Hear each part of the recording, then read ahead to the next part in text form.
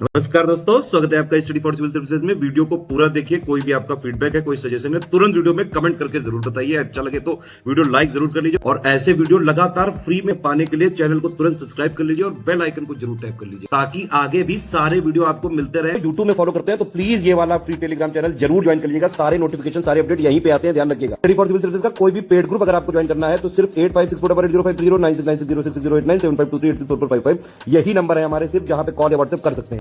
Instagram पे हमारा page जरूर फॉलो कर लीजिएगा, studyforcivil.services है। ट्विटर पे हमको जरूर फॉलो कर लीजिएगा, @studyforcivils है। सारे क्वेश्चन अटेम्प्ट करिए और स्कोर अपना तुरंत कमेंट करके बताइए। बिहार पीसीएस के प्रीलिम्स एग्जामिनेशन के लिए मॉक टेस्ट की हमारी श्रृंखला चल रही थी और ये मॉक टेस्ट पेपर नंबर 3 है, जिसे कि आप देख रहे हैं।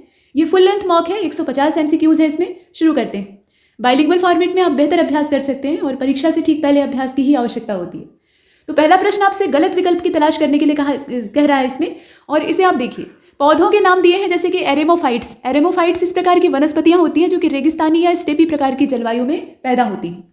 और लिथोफाइट्स वो पौधे होते हैं जो कि चट्टानों पर जन्म लेते हैं। और सेमोफाइट्स बालू में उगने वाले पौधों का नाम होता है। तो आप ये बताइए कि इसमें से गलत कौन सा है। तो अगर ध्यान से देखा जाए तो ये सब कुछ ठीक दिया है, इसमें गलत कुछ भी नहीं है और इसलिए हमें ई वाला ऑप्शन इसमें चुन लेना चाहिए, जिसमें कहा गया है कि उपरोक्त में से कोई नहीं, अर्थात कोई भी गलत नहीं है। इसके बाद दूसरे प्रश्न को देखते हैं। पूछा जा रहा है कि इसमें जो प्राणियों के नाम दिए हैं, मच्छर भी इसमें शामिल है, तो गुणसूत्रों की संख्या सबसे कम किसमें होती है? बिल्ली में होती है, खरगोश में, मच्छर में कि मेढक में? बताइए। तो गुणसूत्रों की अगर हम संख्या देखें तो बिल्ली में 38 होती है। ठीक है, गुणसूत्र कितने होते हैं? 38। खरगोश में उससे ज़्यादा होते हैं, 44।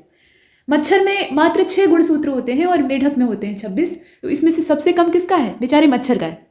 इसके बाद प्रश्न संख्या 3 को देखते हैं। बीटा कैरोटीन ये पदार्थ जो है ये किसके लिए उत्तरदायी होता है, मतलब इसकी वजह से क्या होता है? प्याज में लाल रंग दिखाई देता है, प्याज लाल रंग की दिखाई देती है। हल्दी पीली दिखाई देती है। गाजर नारंगी कलर का दिखाई देता है। या शलजम जो है वो चरपराहट वाला होता है, मतलब उसमें पंजेंसी पाई जाती है। बताइए इसमें से क्या बीटा कैरोटीन किसके लिए उत्तरदायी होता है? तो ये जो पदार्थ है बीटा कैरोटीन, ये गाजर में नारंगी रंग के लिए जिम्मेदार होता है। लोग गाजर का हलवा बनाने के लिए नारंगी गाजर की खोज करते हैं। ठीक, तो बीटा कैरोटीन जो है ये गाजर के नारंगी रंग के लिए है। बाकी को आप जान सकते हैं। प्याज में जो लाल रंग होता है वो एंथोसाइनिन की वजह से होता है और हल्दी में जो पीला रंग होता है वो करक्यूमिन की वजह से होता है। ठीक है, उसके लिए जिम्मेदार क्या है? करक्यूमिन।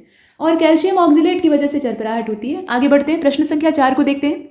यहाँ पर भी गलत विकल्प की ही तलाश करनी थी। तो आंवले में जो आंतरिक निक्रोसिन नाम का रोग पकड़ लेता है, ये बोरॉन की कमी से होता है।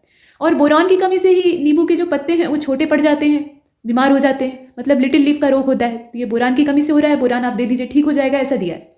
इसके बाद चुकंदर में हार्ट राट नाम का जो रोग है वो भी बोरॉन की कमी से, और फूल गोभी में ब्राउनिंग जो होती है वो भी बोरॉन की कमी से होती है। तो बताइए इसमें गलत कौन सा है?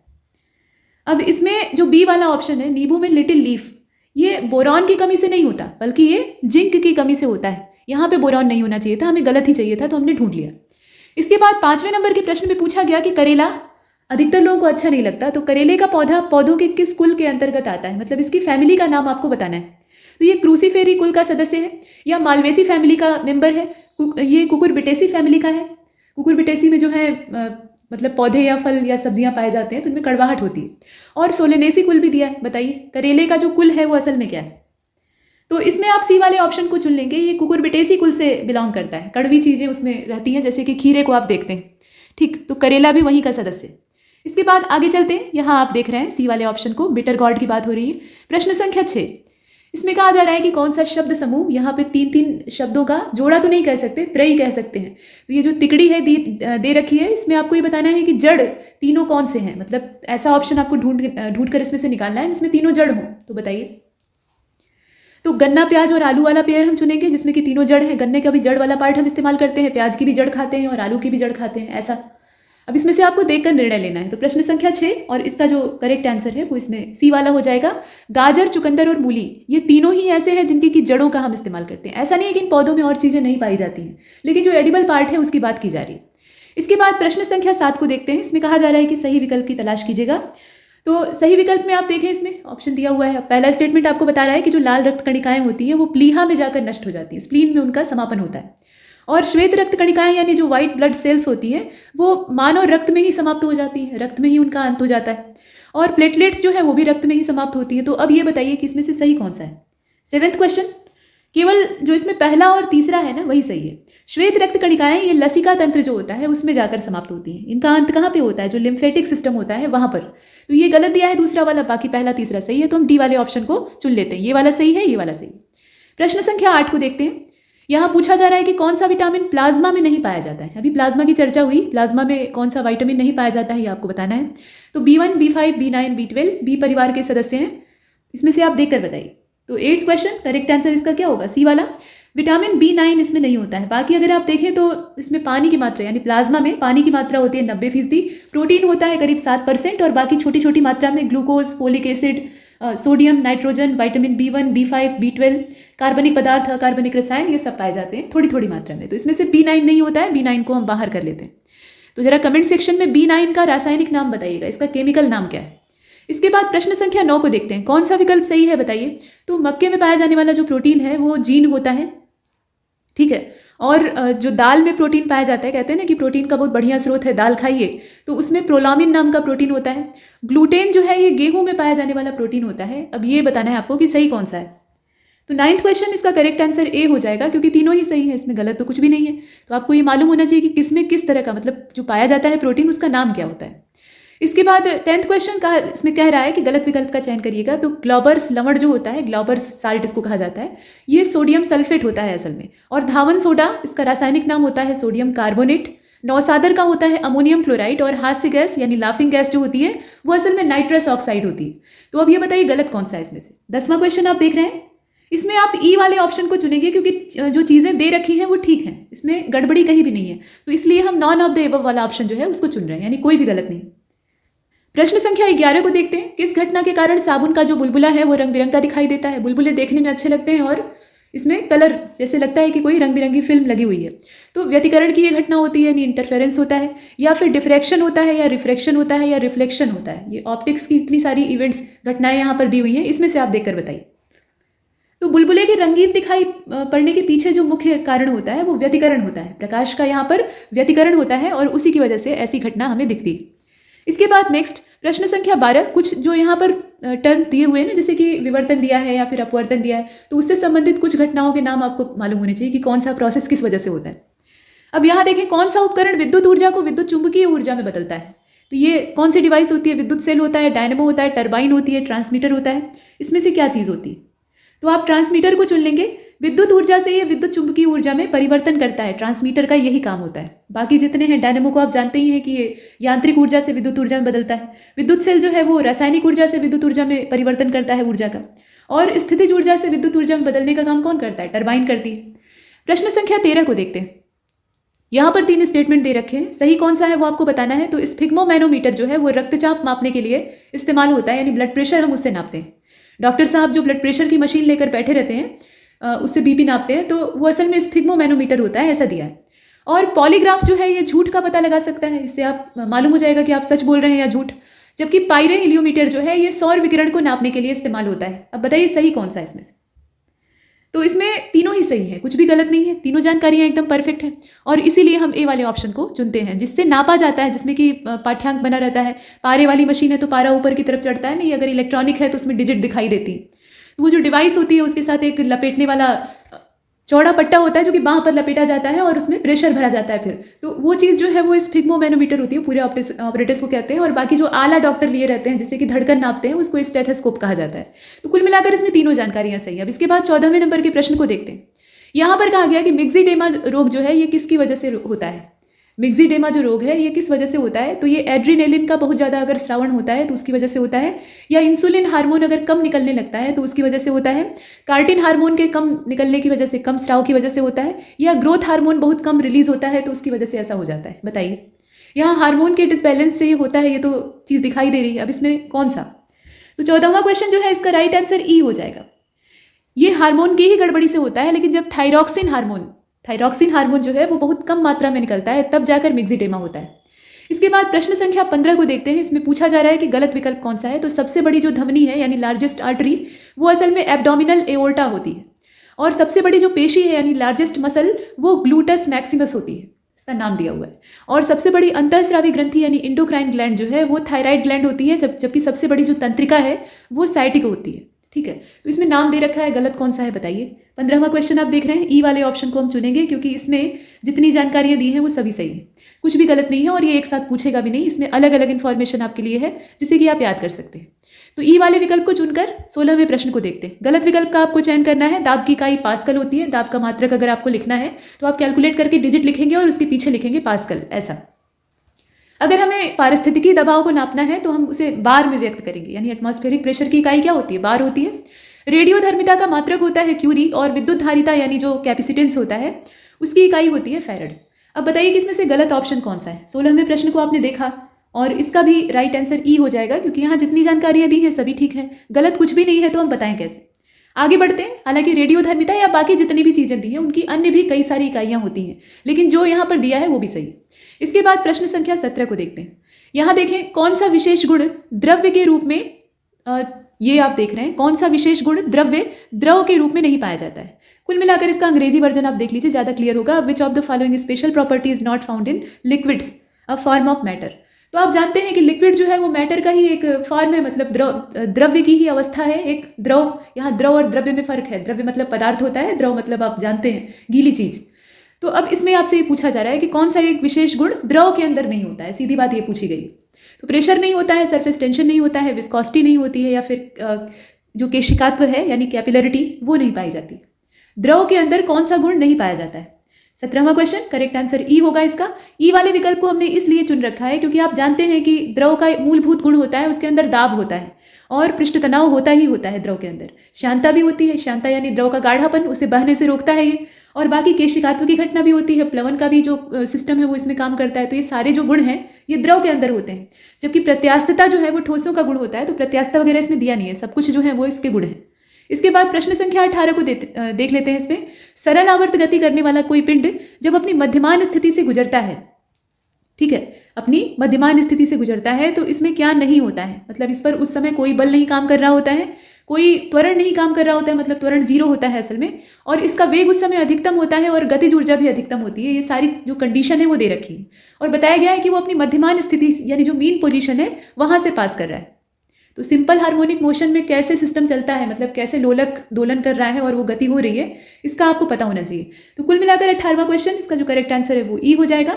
अब ई को किस लिए चुन लिया, क्योंकि ये चीज़ें ठीक है, उस पर कोई बल नहीं काम कर रहा होता है और बल नहीं काम कर रहा है, उसी चलते यहाँ बाकी चीज़ें जो है वो प्रभावित हो रही हैं। अब जैसे त्वरण जो है वो 0 होता है लेकिन वेग वहाँ पर अधिकतम होता है। तो आप जानते हैं कि वेग अधिकतम है, अब उसके बाद बदल नहीं सकता, वो उसकी उच्चतम स्थिति है। तो वेग परिवर्तन की दर ही त्वरण होती है, आप जानते हैं। तो उस कंडीशन में त्वरण वहाँ पर 0 हो जाता है और उसकी गतिज ऊर्जा भी मैक्सिमम होती है। हाँ, जब गतिज ऊर्जा अधिकतम होगी तो स्थितिज ऊर्जा अपने आप 0 हो जाएगी। तो इसमें से ई वाला विकल्प परफेक्ट। इसके बाद 19वें नंबर के प्रश्न को आप देख रहे हैं। इसमें पूछा गया कि कौन सा ऐसा कारण है, मतलब द्रव का ऐसा कौन सा, अभी गुण हमने पीछे देखे थे, उसी में से कोई एक गुण आपको यहाँ चुनना होगा। तो द्रव का ऐसा कौन सा गुण है जो कि वर्षा की बूंद के गोलाकार होने के पीछे उत्तरदायी होता है। वर्षा की बूंद जो है वो गोल होती है। अब क्यों गोल होती है वो रीजन आपको बताना है। तो पृष्ठ तनाव की वजह से गोल होती है, या फिर श्यानता की वजह से गोल होती है, या फिर प्रेशर और इलास्टिसिटी भी है। तो आप स्पष्ट तौर पे जानते हैं कि वर्षा की बूंद यानी लिक्विड की बात हो रही है, तो इलास्टिसिटी तो होगा नहीं, वो तो ठोस का गुण है। बाकी जो 3 है उस पर आप विचार करिए। और आप जानते हैं कि ये पृष्ठ तनाव की वजह से होता है। पृष्ठ तनाव की वजह से ही वर्षा की बूंद जो है वो गोलाकार आकृति धारण कर लेती है। तो ए वाले विकल्प को चुन लिया। प्रश्न संख्या 20 को देखिए। जब एक प्रकाश तरंग एक माध्यम से दूसरे माध्यम में जाती है तो उसकी क्या चीज नहीं बदलती? तो उसका वेग नहीं बदलता है, तरंग दैर्घ्य उसकी नहीं बदलती है, आवृत्ति नहीं बदलती है, क्या नहीं बदलता है बताइए? वेग तो बदल जाएगा। प्रकाश की जो तरंग है ना, निर्वात में चलेगी तो सबसे अधिकतम वेग के साथ चलेगी, और जैसे जैसे माध्यम सघन होता जाएगा, अपवर्तनांक बढ़ता जाएगा, वैसे वैसे वेग प्रभावित होगा, धीमा होता जाएगा। तो वो चीज़ तो प्रभावित होती है। बाकी जो 2 है उन पर आप विचार करिएगा। और आप जानते हैं कि जब एक माध्यम से दूसरे माध्यम में जाएगी तो आवृत्ति उसकी नहीं बदलेगी, किसी भी वस्तु की, चाहे वो ऊर्जा हो या पदार्थ हो, आवृत्ति में परिवर्तन नहीं होता है। आवृत्ति में परिवर्तन का मतलब है कि उसके कणों की संरचना या उसकी पूरी मूलभूत संरचना बदल जाएगी, यानी वो चीज़ वो रहेगी ही नहीं। अगर किसी पदार्थ की आवृत्ति बदल दी जाए तो वो पदार्थ ही खत्म हो जाएगा, दूसरे रूप में आ जाएगा। तो उसका अस्तित्व नहीं खत्म करना है, तो आवृत्ति नहीं परिवर्तित होती है। बाकी जो चीज़ें हैं ना, तरंग दैर्घ्य और वेग, इन दोनों में प्रभाव पड़ता है। तो आप दूसरे तीसरे को चुनेंगे और दूसरा तीसरा इसमें कोई मिल नहीं रहा है, इसीलिए हम ई वाले ऑप्शन को, और माफ कीजिएगा इसमें ये पूछा जा रहा है कि क्या नहीं बदलता है, तब तो हम सीधे सीधे केवल जो बी वाला ऑप्शन है उसको चुन लेते हैं, ओनली वन। अब इसमें आवृत्ति नहीं बदलेगी, आवृत्ति कभी भी नहीं बदलेगी, बाकी तरंग दैर्घ्य और वेग परिवर्तित हो जाएगा। इसके बाद 21वें नंबर के प्रश्न को देखते हैं। निम्नलिखित में से किस माध्यम में ध्वनि की गति 25 डिग्री सेल्सियस तापमान पे सबसे कम होती है?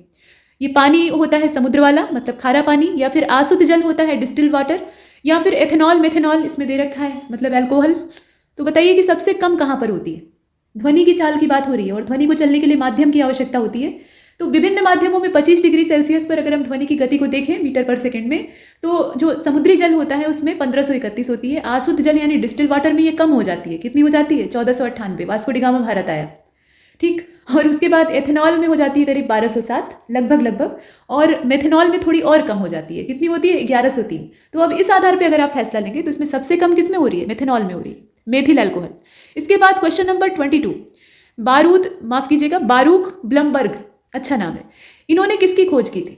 तो बारूक ब्लमबर्ग जो है इन्होंने हेपेटाइटिस बी के वायरस को खोजा था, या एक्सरे की खोज की थी, कि विटामिन के खोज लिया था, या फिर चेचक का टीका इन्हीं के जिम्मे था? बताइए इसमें से कौन सा होगा? तो 22वां, और इसका जो राइट आंसर है वो इसमें ए होगा। ये हेपेटाइटिस बी का वायरस खोजे थे। बाकी जो है ना उनका नाम भी आपको पता होना चाहिए। एक्सरे की खोज प्रोफेसर रॉन्टजन ने की थी, रॉन्टजन इनको कहा जाता था, और ये भौतिक विज्ञान में नोबेल पुरस्कार प्राप्त करने वाले पहले साइंटिस्ट थे। 1901 में सिर्फ भौतिक विज्ञान का ही नहीं, पूरे नोबेल पुरस्कार के इतिहास में प्रथम नोबेल पुरस्कार इन्हीं को दिया गया था, और वो फिजिक्स के क्षेत्र में दिया गया था, एक्स किरणों की खोज के लिए, प्रोफेसर रॉन्टजन। तो बाकी एक्स किरणों को आपने देखा। विटामिन के खोज करता हेनरिक डैम थे, और चेचक का तो आप जानते ही एडवर्ड जेनर। तो आगे बढ़ते हैं, प्रश्न संख्या 23 को देखते हैं। इसमें से कौन सा सहसंयोजक यौगिक आकार में समरेख होता है? मतलब यहाँ पर कुछ सहसंयोजक यौगिकों के नाम दिए हैं, यानी कोवैलेंट कंपाउंड है। लीनियर शेप का कौन सा होता है ये आपको बताना है। तो अमोनिया, मीथेन, एसिटिलीन और कार्बन टेट्राक्लोराइड, यहाँ पे कुछ यौगिकों के नाम दिए हैं, बताइए।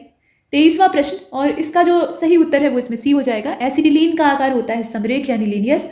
बाकी अगर आप अमोनिया को देखें तो ये पिरामिडल शेप की होती है, और मीथेन का अगर हम शेप बनाएंगे सहसंयोजक यौगिक के तौर पे तो वो हमें कुछ चतुष्फलकी यानी टेट्राहाइड्रल दिखाई देगा। और बाकी कार्बन टेट्राक्लोराइड वो भी टेट्राहाइड्रल शेप का होता है।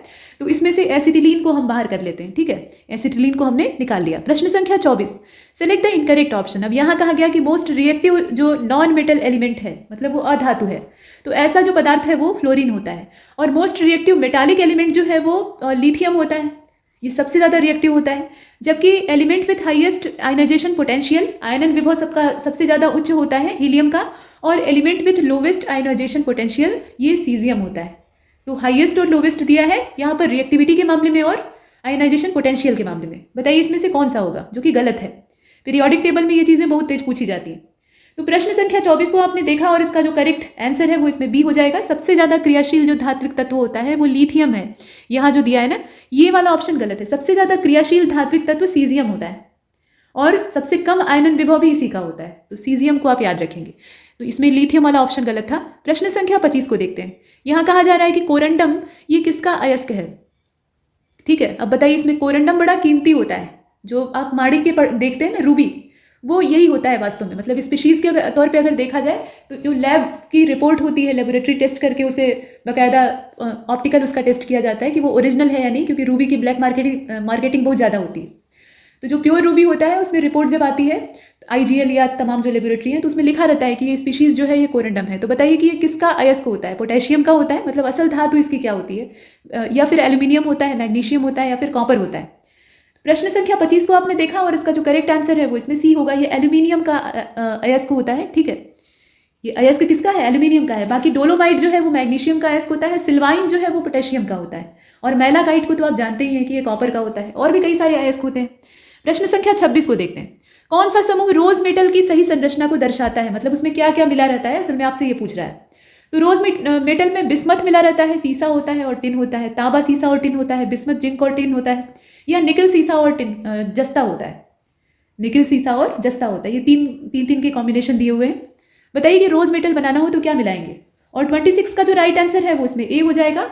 इसमें पहले ए वाले ऑप्शन को आप सेलेक्ट कर लें। बिस्मथ की मात्रा होती है करीब 25 से 28%, और 50% इसमें, माफ कीजिएगा, बिस्मथ की मात्रा होती है लगभग 50%, यानी आधा तो बिस्मथ होता है। बाकी 25 से 28 जो है वो सीसा होता है, और 22 से 25 के आसपास टिन होता है। तो इसमें से ए वाले विकल्प को चुना। प्रश्न संख्या 27 को देखते हैं, और इसमें कहा जा रहा है कि pH मान के आधार पर निम्नलिखित में से कौन सा पदार्थ ज़्यादा अम्लीय है, एसिडिक नेचर का है। तो टमाटर का जूस, बियर, कॉफ़ी, मानव मूत्र, इसमें आप विकल्प देख रहे हैं। पीएच वैल्यू आपको देखनी है और अम्ल होने की जो स्थिति है उसमें 7 से जितना कम पीएच मान होगा उतनी अम्लीयता बढ़ेगी। तो 27 का जो करेक्ट आंसर है वो इसमें ए हो जाएगा। सबसे ज़्यादा इसमें अम्लीय प्रवृत्ति का है टमाटर का जूस और इसका पीएच मान 4 से लेकर 4.4 के बीच का होता है, क्योंकि सभी टमाटर एक बराबर खट्टे नहीं होते, मतलब सब में जो अम्लीयता है वो बराबर नहीं पाई जाती। बियर का होता है 4 से 5 के बीच में, कॉफ़ी का होता है 4.5 से 5.5 के बीच में और यूरिन का होता है 5.5 से लेकर 7.5 के बीच में। तो ऐसे इनका पीएच मान होता है। सबसे ज़्यादा अम्लीय प्रवृत्ति जो है वो टोमेटो जूस की होती है। प्रश्न संख्या 28 को देखते हैं, कौन सा विकल्प सही है। ऑक्जेलिक अम्ल जो है ये पालक में पाया जाता है। टार्टरिक एसिड पाया जाता है बनाना यानी केला में। नाशपाती यानी जो पियर है उसमें मैलिक एसिड पाया जाता है और बेंजोइक अम्ल यानी बेंजोइक एसिड पाया जाता है घास में। बताइए कि सही कौन सा है। तो 28 को आप देख रहे हैं, ई वाले ऑप्शन को चुन लेंगे क्योंकि जितनी जानकारियां हैं वो सभी सही है। इसमें किसी एक को आप नहीं चुन सकते, सभी को चुनना पड़ेगा। इसके बाद प्रश्न संख्या 29 को देखते हैं, किस ईंधन का ऊष्मीय मान 50,000 किलो जूल प्रति किलोग्राम होता है। तो ऊष्मीय मान ये एनसीईआरटी में टेबल बना के बकायदा दिया रहता है, डायरेक्ट वहीं से उठाया गया क्वेश्चन है। तो इसमें आप देखिए पेट्रोल है, केरोसिन ऑयल है, डीजल है और मेथेन है, इसमें से आपको चुनकर बताना है। और क्वेश्चन नंबर 29, इसका जो राइट आंसर है वो इसमें डी हो जाएगा। ये मेथेन है जिसका कि ऊष्मीय मान 50,000 किलो जूल प्रति किलोग्राम के आसपास होता है। बाकी मिट्टी के तेल का इससे कम होता है, 45,000 होता है। पेट्रोल का भी लगभग उतना ही होता है, डीजल का भी लगभग उतना ही होता है। तो इसमें से मेथेन को हम चुन लेते हैं।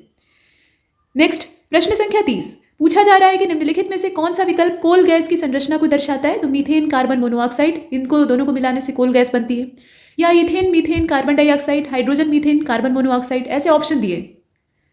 देखिए प्रश्न संख्या 30 जो है ना, इसका करेक्ट आंसर हो जाएगा सी वाला। यहाँ आप देखें हाइड्रोजन होती है, इसमें मीथेन होती है और कार्बन मोनोऑक्साइड होती है। तो इसमें से सी वाले ऑप्शन को चुना। 31 को देखते हैं, यहाँ पूछा जा रहा है कि कहाँ पर, मतलब बिहार का कौन सा जिला ऐसा है जहाँ पे इंस्टीट्यूट ऑफ टेक्नोलॉजी की टीम ने हाल फिलहाल में स्मार्ट इंडिया हैकथॉन में सॉफ्टवेयर संस्करण और हार्डवेयर संस्करण में विजेता का खिताब जीता है। मतलब दोनों ही मामले में, सॉफ्टवेयर में भी और हार्डवेयर में भी विजेता का खिताब जीता है। इसमें बताइए कौन सा ये जिला है। तो ये आपका मुजफ्फरपुर है और इसमें से आप बी वाले ऑप्शन को सेलेक्ट करेंगे। ठीक है, बी वाले विकल्प को हमने चुना। इसके बाद 32 को देखते हैं, बिहार अपने ग्रामीण आजीविका संवर्धन कार्यक्रम के तहत जब्त की गई शराब की बोतलों से कांच की चूड़ियां बनाने की तैयारी कर रहा है। बड़ी अच्छी बात। तो इन्हें किस नाम से जाना जाएगा। जीविका, जिंदा, जोश, जवाज, इसमें से कौन सा नाम होगा। तो इसे जीविका के नाम से जाना जाएगा क्योंकि ये बहुत से लोगों को जीविका उपलब्ध कराएगा और ये कांच की बोतलों का एक अच्छा इस्तेमाल है। तो इसमें से हम इसमें ए वाले ऑप्शन को सेलेक्ट करते हैं। इसके बाद प्रश्न संख्या 33 को देखते हैं, 1 से लेकर 4 सितंबर 2022 तक चली जो 48वीं जूनियर राष्ट्रीय कबड्डी बालिका प्रतियोगिता थी 2022 की, उसका आयोजन कहाँ पर किया गया। वो जगह आपको बतानी है। यहाँ राज्यों के नाम दिए हैं और आप जानते हैं कि आयोजित की गई थी और चर्चा में भी इसीलिए है क्योंकि बिहार का करंट अफेयर आप देख रहे थे। तो ये बिहार की राजधानी पटना में आयोजित हुई थी। ठीक है, और इस खेल समारोह का उद्घाटन मुख्यमंत्री जी के द्वारा किया गया। हरियाणा इसमें पहले स्थान पर था। ठीक, आगे बढ़ते हैं। तो इसमें से हम किसको चुनेंगे, इसका जो ई वाला ऑप्शन है उसको चुनेंगे क्योंकि बिहार का नाम कहीं दिया नहीं था। आगे बढ़ते हैं, प्रश्न संख्या 34 को देखें, रामचंद्र मांझी का हाल में 96 वर्ष की आयु में पटना के इंदिरा गांधी आयुर्विज्ञान संस्थान में निधन हो गया। ये कौन से क्षेत्र से जुड़े हुए थे आपको बताना है। तो आप जानते हैं कि भोजपुरी लोक नृत्य के प्रतिपादक थे रामचंद्र मांझी। 96 वर्ष की दीर्घ अवस्था में इनका देहावसान हुआ। ठीक, 7 सितंबर 2022 की तारीख थी। तो इसमें नाम ही नहीं दिया है, मतलब उनकी विधा का नाम नहीं दिया है और इसलिए हम ई वाले ऑप्शन को सेलेक्ट करते हैं। प्रश्न संख्या 35 को देखते हैं, बिहार सरकार ने हाल ही में गया हवाई अड्डे पर एविएशन टरबाइन फ्यूल पर वैट को 29% से घटाकर कितने प्रतिशत करने के निर्णय को मंजूरी दी है। ये 29% से कितने प्रतिशत तक पहुंचाया जाएगा। 4% इसको कर दिया गया है, 6 किया गया है, 8 किया गया है, इसमें से कौन सा होगा। तो 4% करने के फैसले पर मंजूरी मिली है। यहाँ पर जो 4% वाला है ना उसको चुन लेंगे। प्रश्न संख्या 36 को देखते हैं, 24 सितंबर 2022 को केंद्रीय गृह और सहकारिता मंत्री श्री अमित शाह ने बिहार के कौन से जिले में आज़ादी के अमृत महोत्सव पर आयोजित सुंदर सुभूमि कार्यक्रम को संबोधित किया। ये बिहार का कौन सा जिला है जहाँ पे आज़ादी के अमृत महोत्सव के अंतर्गत ये कार्यक्रम मनाया गया। मधुबनी है, किशनगंज है, पूर्णिया है, मुजफ्फरपुर है। इसमें जिलों के नाम दिए और आप जानते हैं कि ये किशनगंज है और 24 सितंबर 2022 की तारीख है, वो तारीख भी आपसे पूछी जा सकती है। तो इसमें से आप किशनगंज को चुनेंगे और आगे बढ़ेंगे। प्रश्न संख्या 37 को देखते हैं, हाल ही में बिहार की राजधानी पटना में राज्य का पहला मल्टी मॉडल लॉजिस्टिक पार्क विकसित करने की घोषणा ये किसके द्वारा की गई। ये व्यक्ति कौन है। तो आप जानते हैं कि संदीप पौंडरिक नाम के ये व्यक्ति हैं जो कि असल में उद्योग विभाग के प्रधान सचिव हैं बिहार गवर्नमेंट में। तो इनका नाम ही नहीं दिया है इसमें। 30 सितंबर 2022 को ये घोषणा हुई और बिहार की राजधानी पटना और बाद में अन्य स्थानों पर भी, लेकिन पहले वहीं पर ये पहला मल्टी मॉडल लॉजिस्टिक पार्क जो है ये विकसित किया जाएगा। तो कुल मिलाकर इसमें दिया नहीं है, तो ई वाले ऑप्शन को हम सेलेक्ट करते हैं। प्रश्न संख्या 38 को देखते हैं। मोदी@20 सपने हुए साकार नाम की एक पुस्तक है जिसका कि विमोचन हुआ है, और विमोचन किसने किया है ये आपको बताना है। किसने लिखा है इसे वो नहीं पूछा जा रहा है, किसने इसका विमोचन किया है वो आपको बताना है।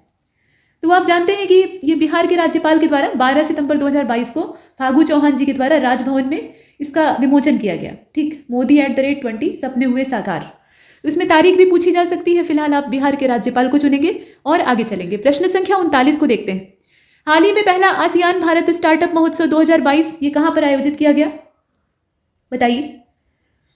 तो इसमें आप देख रहे हैं जगहों के नाम दिए, इससे बाली है, नई दिल्ली है, बीजिंग है और शंघाई है। और करेक्ट आंसर इसका क्या होगा, इसमें से ई वाले को आप चुन लीजिए। अब ई वाले विकल्प को इसलिए चुन लिया क्योंकि आप जानते हैं कि 27 अक्टूबर 2022 को बोगोर, और ये बोगोर कहाँ पे है, इंडोनेशिया में है, जहां पे इस महोत्सव का उद्घाटन किया गया। प्रश्न संख्या 40 को देखते हैं। इसमें पूछा जा रहा है कि किस राज्य को लक्ष्मी भंडार योजना के लिए महिला और बाल विकास श्रेणी में प्रतिष्ठित स्कॉच पुरस्कार से सम्मानित किया गया। ये राज्य कौन सा है बताइए।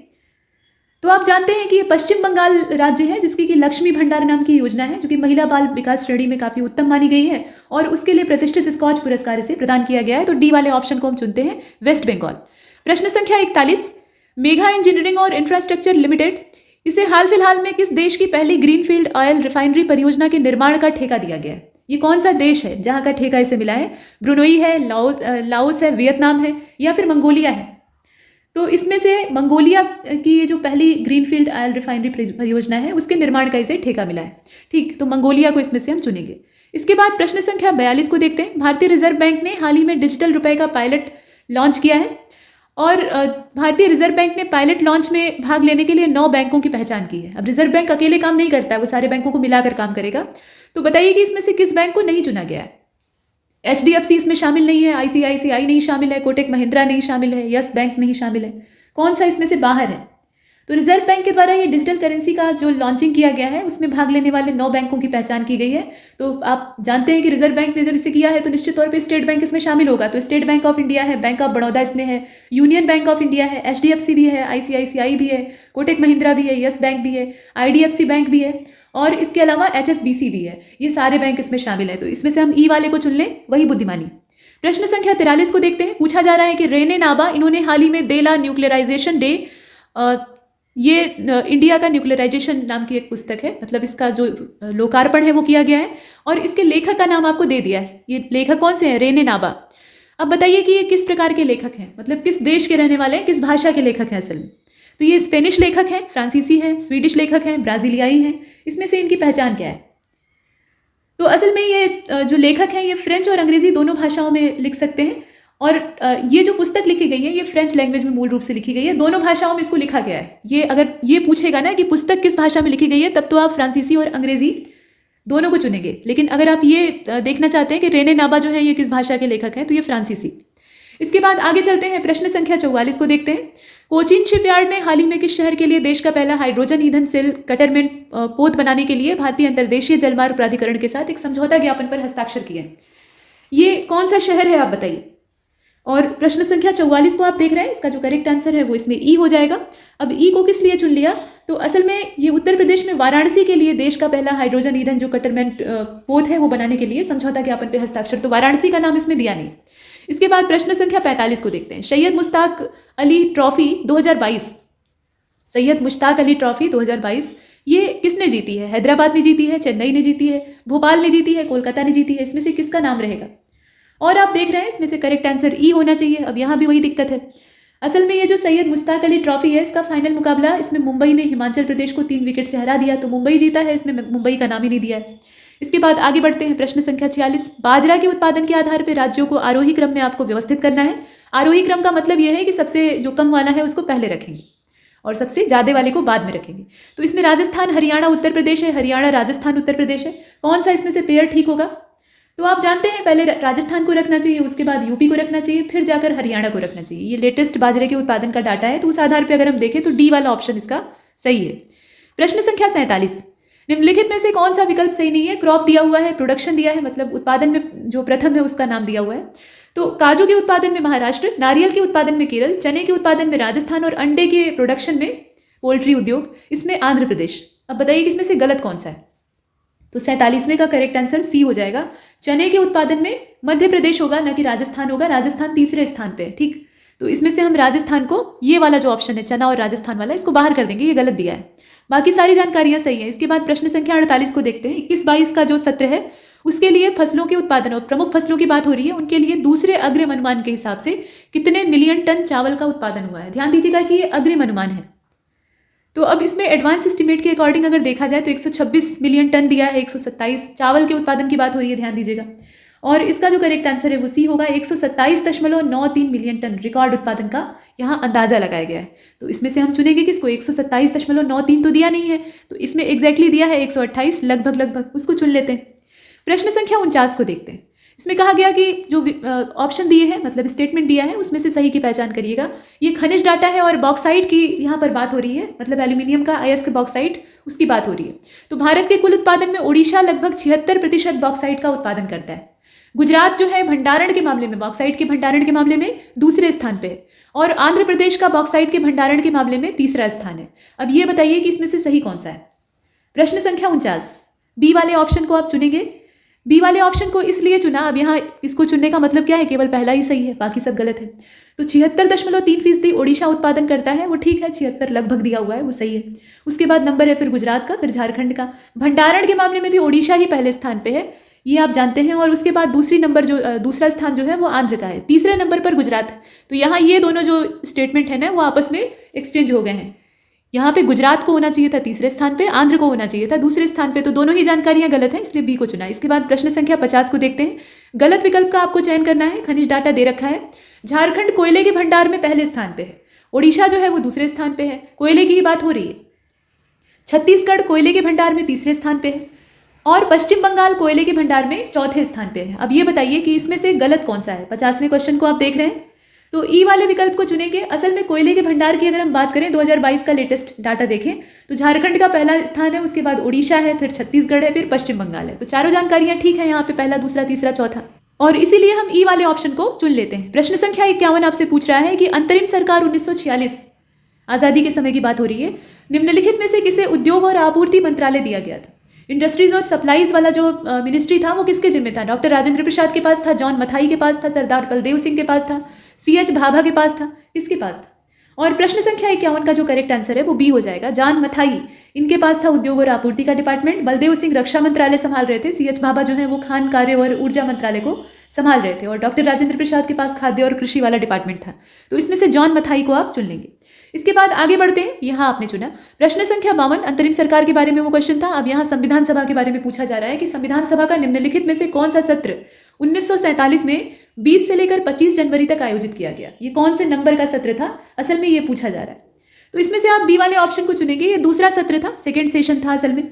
इसके बाद आगे बढ़ते हैं। प्रश्न संख्या 53 को आप देख रहे हैं। हिंदी संस्करण जो मूल संविधान का था उसका सुलेखन किसके द्वारा किया गया। सुलेखन का काम किसने किया था। ये वसंत कृष्ण वैद्य थे, ब्यूहर राम मनोहर सिन्हा थे, प्रेम बिहारी नारायण रायजादा थे, या भीमराव अंबेडकर थे। इसमें से किसका नाम रहेगा। सुलेखन का काम किसने किया था 53।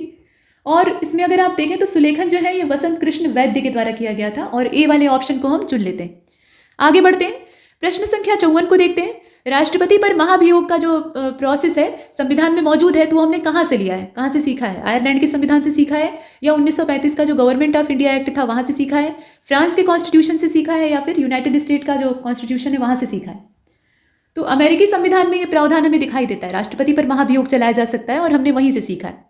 इसके बाद प्रश्न संख्या 55 में कहा जा रहा है कि कौन सा संशोधन अधिनियम था जिसमें कि उड़िया का नाम बदलकर ओडिया कर दिया गया और उड़ीसा का नाम ओडिशा हो जाता है। तो ये सारा जो संशोधन है, मतलब उड़िया का नाम चेंज किया गया और ओडिया कर दिया गया, कब होता है 92वें संशोधन में होता है। साथ में तारीख भी दी है तो उसको ध्यान देंगे, 94वें संशोधन में होता है, 95वां या 96वां। और 55 का जो राइट आंसर है वो इसमें डी हो जाएगा। आप देख रहे हैं 96वां ये संशोधन था जो कि 2011 में हुआ था। प्रश्न संख्या 56 को देखते हैं। बिहार के निम्नलिखित में से किस विभाग के लिए बिहार बजट 2022-23 के तहत न्यूनतम राशि का आवंटन किया गया है। ये पेंशन विभाग है, ब्याज विभाग है, स्वास्थ्य विभाग है, या ग्रामीण विकास विभाग है। इसमें से कौन सा होगा जिसमें सबसे कम राशि का इन्वेस्टमेंट किया गया है या आवंटन किया गया है। 56वें को आप देख रहे हैं, इसका जो डी वाला ऑप्शन है वो सही होना चाहिए। ग्रामीण विकास विभाग जो है या ग्रामीण विकास वाला क्षेत्र है उसके लिए सबसे कम राशि का आवंटन किया गया है, जबकि उसमें सबसे ज़्यादा होना चाहिए। तो इसमें से हमने डी वाले ऑप्शन को चुन लिया। शिक्षा के लिए सबसे ज़्यादा खर्च हुआ है, ये अच्छी बात है। इसके बाद आप देखें प्रश्न संख्या 57 को, वित्तीय वर्ष वही 2022-23 का बिहार का सकल राज्य घरेलू उत्पाद मौजूदा कीमतों पर कितने करोड़ रुपए होने का अनुमान है। यहाँ पर एस्टिमेट की बात की जा रही है। अब बताइए कि इसमें से कौन सा होगा। मतलब विकल्प दिया हुआ है 7,45,310 और ऐसे ही आंकड़े दिए। तो ये डाटा आपको एग्जैक्टली मालूम होना चाहिए और इसमें देखें 57वें का करेक्ट आंसर ए ही होगा। 7,45,310 करोड़ रुपए ये रहने का अनुमान है। तो ए वाले ऑप्शन को चुन लेते हैं और आगे चलते हैं। हालांकि सब में बारीकी अंतर है, लेकिन आप ए को याद रखें। 58वें क्वेश्चन में पूछा गया कि बिहार स्टूडेंट क्रेडिट कार्ड योजना बजट के हिसाब से कितने करोड़ रुपए का उसको आवंटन किया गया है, ये बताइए। बिहार का जो बजट है उसमें कितना आवंटन इसके लिए किया गया है। तो आप जानते हैं कि ये जो स्टूडेंट क्रेडिट कार्ड योजना है इसके लिए 700 करोड़ रुपए का आवंटन किया गया है। यहाँ ध्यान दीजिएगा कि बीच में दशमलव भी लगा हुआ है, ठीक, ये दशमलव है, बीच में कॉमा नहीं। तो 700 करोड़ रुपए का लगभग आवंटन किया गया, ये बी वाला ऑप्शन सही है। इसके बाद 59 को देखते हैं। बिहार का जो इकोनॉमिक सर्वे है उसके हिसाब से सकल जो सिंचित क्षेत्र है, मतलब यहाँ जिलेवार सिंचित क्षेत्र देखा जाता है, तो इसीलिए पूछा जा रहा है कि किस जिले का सकल सिंचित क्षेत्र सबसे कम है। तो लोवेस्ट ग्रॉस इरिगेटेड एरिया जो है उसमें आप देखें कौन सा जिला सबसे पीछे है। रोहतास है, शिवहर है, वैशाली है, लखीसराय है। वैसे अगर देखें तो इसमें जो नाम है जिलों का आर्थिक सर्वेक्षण के हिसाब से अगर देखा जाए तो बी वाले ऑप्शन को चुन लेते हैं। शिवहर का सबसे कम है, ये कितना है 0.26 लाख हेक्टेयर है, और रोहतास का सबसे ज़्यादा है, कितना है 3.72 लाख। तो वो भी आपको मालूम होना चाहिए। फिलहाल इसमें हम शिवहर को चुनेंगे, तो इसका जो बी वाला ऑप्शन है उसको चुन लिया। 60वें को देखते हैं। बिहार का जो आर्थिक सर्वेक्षण है उसके हिसाब से बागवानी क्षेत्र को प्रोत्साहित करने के लिए कितने जिलों में समेकित बागवानी विकास कार्यक्रम या मिशन जो है इसका क्रियान्वयन किया जा रहा है। ये जिलों की संख्या कितनी है सिर्फ इतना बताना है। तो आप जानते हैं कि प्रोत्साहित करने का जो काम है, बागवानी क्षेत्र को प्रोत्साहित करने का काम, उसमें 23 जिलों में समेकित बागवानी विकास मिशन के साथ साथ 15 जिलों में मुख्यमंत्री बागवानी विकास योजना का क्रियान्वयन हो रहा है। तो उस हिसाब से अगर हम देखें तो इसमें जो 23 वाली संख्या है वो हमारे काम की है और हम सी को चुनते हैं। प्रश्न संख्या 61 को देखते हैं। मक्के के उत्पादन की बात हो रही है। मक्के की सर्वाधिक उत्पादकता यानी 9,419 किलोग्राम प्रति हेक्टेयर ये दर्ज की गई है। तो उत्पादकता की मात्रा पूछी जा सकती है, वो आप देख रहे हैं। अब कौन से जिले में ये दर्ज हुई है ये बताना है आपको। तो इसमें जिले का नाम आप चुनिए, और अगर आप देखें तो अररिया जो है इसमें ए वाले ऑप्शन के तौर पे दिया हुआ है। अररिया में ये दर्ज की गई है, मतलब 9,419 किलोग्राम प्रति हेक्टेयर। और उसके बाद नंबर है पूर्णिया का और फिर नंबर है कटिहार का। इसके बाद प्रश्न संख्या 62 को देखते हैं। 2020-21 के दौरान बिहार राज्य के कुल मछली उत्पादन में 3 प्रमुख जिलों का सामूहिक रूप से 29.9% का योगदान रहा है। निम्नलिखित में से कौन सा जिला उन 3 जिलों में नहीं आता है, उस जिले का नाम आपको बताना है। 62वें क्वेश्चन को आपने देखा और इसका जो सही जवाब है वो डी हो जाएगा। ये नवादा है जो कि उन तीनों में नहीं आता है, मतलब ऊपर जो 3 है वो दे रखे हैं। आगे बढ़ते हैं। मधुबनी, दरभंगा और पूर्वी चंपारण। प्रश्न संख्या 63 को देख रहे हैं। पूर्वी कोसी नहर कौन सा जिला इसके अंतर्गत लाभान्वित नहीं होता है, मतलब ये नहर कौन से जिले को लाभ नहीं पहुंचाती है। तो सुपौल को नहीं पहुंचाती है, सहरसा को नहीं, या फिर मधेपुरा को नहीं, या फिर पूर्णिया को ये फायदा नहीं देती। तो पूर्वी कोसी नहर से जो लाभान्वित होने वाले जिले हैं अगर उन्हें आप जानते हैं तो आप आराम से प्रश्न को हल कर लेंगे। देखिए सुपौल, सहरसा, मधेपुरा, पूर्णिया, कटिहार, अररिया और खगड़िया, ये सारे जिले जो है ना इसके पानी का खूब फायदा उठाते हैं। तो इसमें से तो हमें ई वाले ऑप्शन को चुन लेना चाहिए। प्रश्न संख्या 64 को देखते हैं। खनिज दिया है और संबंधित जिला दिया है। तो चूना पत्थर भागलपुर से, लिथियम जो है वो गया से, एस्बेस्टस जो है वो कैमूर से और सीसा मुंगेर से। अब बताइए कि इसमें सही सुमेलित कौन सा है, और इसका जो सही जवाब है वो इसमें बी हो जाएगा। लिथियम वाला ठीक दिया है, वो गया से है, बाकी चूना पत्थर जो है वो कैमूर जिले से, एस्बेस्टस मुंगेर से और सीसा भागलपुर से। तो इसमें से सिर्फ बी वाला ऑप्शन जो था वो ठीक था।